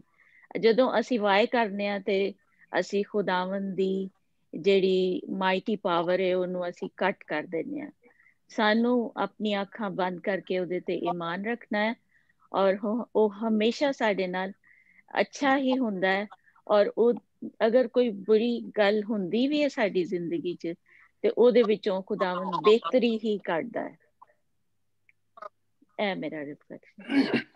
Symbol, thank you very much. ਮੈਂ ਤੁਹਾਡੀ ਜਿਹੜੀ ਗੱਲ ਤੋਂ ਮੈਨੂੰ ਯਾਦ ਆ ਗਿਆ ਵੇ ਕਿ ਅਸੀਂ ਜਦੋਂ ਵਾਏ ਤੋਂ ਮੈਨੂੰ ਯਾਦ ਆਇਆ ਕਿ ਵਾਏ ਅਸੀਂ ਆ ਕੋਲੋਂ ਇੱਕ ਹੋਰ ਅਸੀਂ ਗੱਲਾਂ ਕਰਨੇ ਆ। ਤੁਹਾਨੂੰ ਕਹਿਣਾ ਜਿਵੇਂ ਕਿ Y bad things happen to good people, that was the question with Asaf and Habakkuk was struggling, grappling. ਲੇਕਿਨ ਉਹਦੇ ਵਿੱਚ ਇੱਕ ਚੀਜ਼ ਹੋਰ ਵੀ ਹੁੰਦੀ ਹੈ, ਕਈ ਵਾਰ ਕਹਿੰਦੇ ਨੇ ਵਾਈ ਮੀ, ਖੁਦਾਵੰਦ ਮੈਂ ਹੀ ਕਿਉਂ ਸਾਡਾ ਹੀ ਘਰ ਲੱਭਿਆ। ਠੀਕ, ਅੱਛਾ ਦਿਲਚਸਪ ਗੱਲ ਹੈ ਵੀ ਇਹ ਹੀ ਲੋਕ ਨੇ, ਇਹੋ ਜਿਹੇ ਲੋਕ ਹੁੰਦੇ ਨੇ ਜਦੋਂ ਇਹਨਾਂ ਨੂੰ ਬਰਕਤਾਂ ਮਿਲਦੀਆਂ ਨੇ, ਜਦੋਂ ਇਹਨਾਂ ਨੂੰ ਜਨਾਬ ਪੂਰੇ ਪੈਕੇਜਸ ਮਿਲਦੇ ਨੇ ਖੁਦਾ ਦੀ ਬਾਦਸ਼ਾਹੀ ਦੇ, ਜਦੋਂ ਇਹਨਾਂ ਦੇ ਕੋਲ ਹਰ ਚੀਜ਼ ਜਦੋਂ ਅਫਰਾਤ ਨਾ ਹੁੰਦੀਆਂ ਨਾ, ਉਦੋਂ ਨਹੀਂ ਕਹਿੰਦੇ ਵਾਈ ਮੀ। ਠੀਕ ਹੈ ਨਾ, ਹਾਂ ਉਦੋਂ ਨਹੀਂ ਕਹਿੰਦੇ, ਉਦੋਂ ਕਹਿੰਦੇ ਖੁਦਾ ਦੀ ਬਰਕਤ ਆ ਗਈ। ਹਾਂ ਉਦੋਂ ਕਹਿੰਦੇ ਨੇ ਆ ਗਈ ਹੈ। ਤੇ ਜ਼ਰਾ ਕੋ ਕੋਈ ਆਏ ਨਾ, ਇੱਕ ਉਰਦੂ ਜ਼ਬਾਨ ਦਾ ਮੁਹਾਵਰਾ ਵੇ, ਉਹ ਮੈਂ ਪੜਿਆ ਸੀ ਕਿਤੇ ਅੰਦਰ ਜੀ, ਮੀਠਾ ਮੀਠਾ ਹਪ ਹਪ ਔਰ ਕੜਵਾ ਕੜਵਾ ਥੂ ਥੂ। ਹੈ ਮਤਲਬ ਮਿੱਠਾ ਹੁੰਦਾ ਤੇ ਦੋਹਾਂ ਹੱਥਾਂ ਨਾਲ ਹੱਪ ਹੱਪ ਕਰਕੇ ਖਾਈ ਜਾਓ। ਹੈ ਤੇ ਜ਼ਰਾ ਕੋ ਕੋਈ ਕੋੜੀ ਸ਼ੈ ਆ ਗਈ ਤੇ ਥੂ ਥੂ ਹੈ, ਖੁਦਾ ਨੂੰ ਸਾਡਾ ਹੀ ਘਰ ਲੱਭਿਆ ਸੀ, ਅਸੀਂ ਮੁਸੀਬਤ ਵਿੱਚ ਪੈ ਗਏ ਹਾਂ, ਸਾਨੂੰ ਹੀ ਅਸੀਂ ਸਾਡਾ ਹੀ ਹਾਲਾਤ ਭੈੜੇ ਹੋ ਗਏ। That's not a case. Okay, ਜਦੋਂ ਖੁਦਾ ਬਰਕਤ ਦਿੰਦਾ ਵੇ ਉਦੋਂ ਵੀ ਥੈਂਕਸ ਗਿਵਿੰਗ, ਜਦੋਂ ਨਹੀਂ ਦਿੰਦਾ ਉਦੋਂ ਵੀ ਸ਼ੁਕਰਗੁਜ਼ਾਰੀ। ਠੀਕ ਹੈ, ਔਰ ਦਿਲ ਦੀ ਗੱਲ ਕੀਤੀ ਗਈ ਹੈ। ਜ਼ਬਰਦਸਤ ਗੱਲ ਆਵੇ ਕਿ ਜ਼ਬੂਰ ਦੇ ਵਿੱਚ ਦੋ ਚੀਜ਼ਾਂ ਘੜੀ ਮੁੜ ਰਿਪੀਟ ਹੋਈਆਂ ਨੇ। 5 ਵਾਰੀ ਲਫ਼ਜ਼ ਦਿਲ ਆਇਆ ਵੇ, ਹਾਰਟ, ਮੇਰਾ ਦਿਲ। ਓਕੇ, ਔਰ 4 ਵਾਰੀ ਲਫ਼ਜ਼ ਆਇਆ ਸ਼ਰੀਰ। that is actually a comparison between the heart of the wicked and the worshipper. ਸੋ ਜਿਹੜਾ ਮੇਨ ਮੈਨੂੰ ਜਿਹੜੀ ਚੀਜ਼ ਸਮਝ ਆਈ ਹੈ, the main pinnacle ਜਿਹੜਾ ਵੇ ਇਹਦੇ ਵਿੱਚ ਜ਼ਬੂਰ ਦਾ ਜਿਹੜਾ ਵੇ, ਉਹ ਹੈ ਵੇ ਕਿ ਇਹਨਾਂ ਦੋਵਾਂ ਕੰਟਰਾਸਟ ਦੇ ਵਿੱਚ, ਦੋਵਾਂ ਇਨਜਸਟਿਸ ਔਰ ਜਸਟਿਸ ਦੇ ਵਿੱਚ ਜਿਹੜਾ ਉਸ ਬੰਦੇ ਦਾ ਜਿਹੜਾ ਟਰਾਂਸਫਾਰਮੇਟਿਵ ਟ੍ਰਾਂਜੈਕਸ਼ਨ ਜਿਹੜਾ ਵੇ ਨਾ, ਉਹ ਵੇ ਖੁਦਾ ਦਾ ਘਰ। ਜਦੋਂ ਖੁਦਾ ਦੇ ਘਰ ਪਹੁੰਚਿਆ ਵੇ ਨਾ, ਜਦੋਂ ਖੁਦਾ ਦੀ ਮਜਲਿਸ ਵਿੱਚ ਬੈਠਾ ਵੇ, ਜਦੋਂ ਉਹਨੇ ਖੁਦਾ ਦੇ ਕਲਾਮ ਤੇ ਧਿਆਨ ਲਾਇਆ ਵੇ, then he realized ਕਿ actually so that's what we need to do ਮੇਰੇ ਜੀਜ਼ੋ, ਕਿ ਜਦੋਂ ਸਾਡੇ ਨਾਲ ਇੰਜ ਦੇ ਹਾਲਾਤ ਹੋਣ, ਅਸੀਂ ਡਿਪਰੈਸ ਹੋਈਏ, ਹਾਲਾਤ ਕੰਟਰੋਲ ਤੋਂ ਬਾਹਰ ਹੋਣ, ਚੀਜ਼ਾਂ ਸਮਝ ਨਾ ਆਉਣ, ਉਦੋਂ ਇੱਧਰ ਉੱਧਰ ਆਪਣੀਆਂ ਨਾ ਤੇ ਚਲਾਕੀਆਂ ਮਾਰੋ ਤੇ ਨਾ ਚਵਲਾਂ ਮਾਰੋ। ਠੀਕ ਹੈ, ਉਦੋਂ ਜਿਹੜਾ ਵੇ ਨਾ, ਉਦੋਂ ਸਿੱਧਾ ਆ ਕੇ ਖੁਦਾ ਦੇ ਘਰ ਚ ਆਓ, ਖੁਦਾ ਦੇ ਲੋਕਾਂ ਖੁਦਾ ਦੇ ਕਦਮਾਂ ਚ ਡਿੱਗੋ ਔਰ ਖੁਦਾ ਕੋਲੋਂ ਪੁੱਛੋ, ਖੁਦਾ ਕੋਲ ਡਿਸਰਨਮੈਂਟ ਮੰਗੋ, and god will give you piece. ਖੁਦਾ ਤੁਹਾਨੂੰ ਆਪਣਾ ਇਤਮਾਨਾਨ ਦੇਗਾ ਜਿਹੜਾ ਸਾਡੀ ਸੋਚ ਔਰ ਸਮਝ ਤੋਂ ਬਿਲਕੁਲ ਬਾਹਰ ਹੈ। ਖੁਦਾ ਸਾਨੂੰ ਸਾਰਿਆਂ ਨੂੰ ਇੱਥੇ ਚੱਲਣ ਦੀ ਤੌਫੀਕ ਬਖਸ਼ੇ। ਆਮੀਨ ਆਮੀਨ। ਥੈਂਕ ਯੂ ਇਸ ਰਿਫਲੈਕਸ਼ਨ ਲਈ। ਮੈਂ ਧੰਨਵਾਦ ਕਰਦੀ ਹਾਂ ਜਿਹੜੇ ਸਾਰੇ ਆਨਲਾਈਨ ਸਾਡੇ ਨਾਲ ਐਪੀਸੋਡ ਵਿੱਚ ਸ਼ਾਮਿਲ ਹੋਇਆ। ਕੱਲ ਅਸੀਂ ਇਸੇ ਟਾਈਮ ਫਿਰ ਤੁਹਾਡੇ ਸਾਰੇ ਨਾਲ ਮਿਲ ਕੇ ਪੰਜਾਬੀ ਵਿੱਚ ਜ਼ਬੂਰਾਂ ਦੀ ਸਟੱਡੀ ਕਰਾਂਗੇ। Thank you.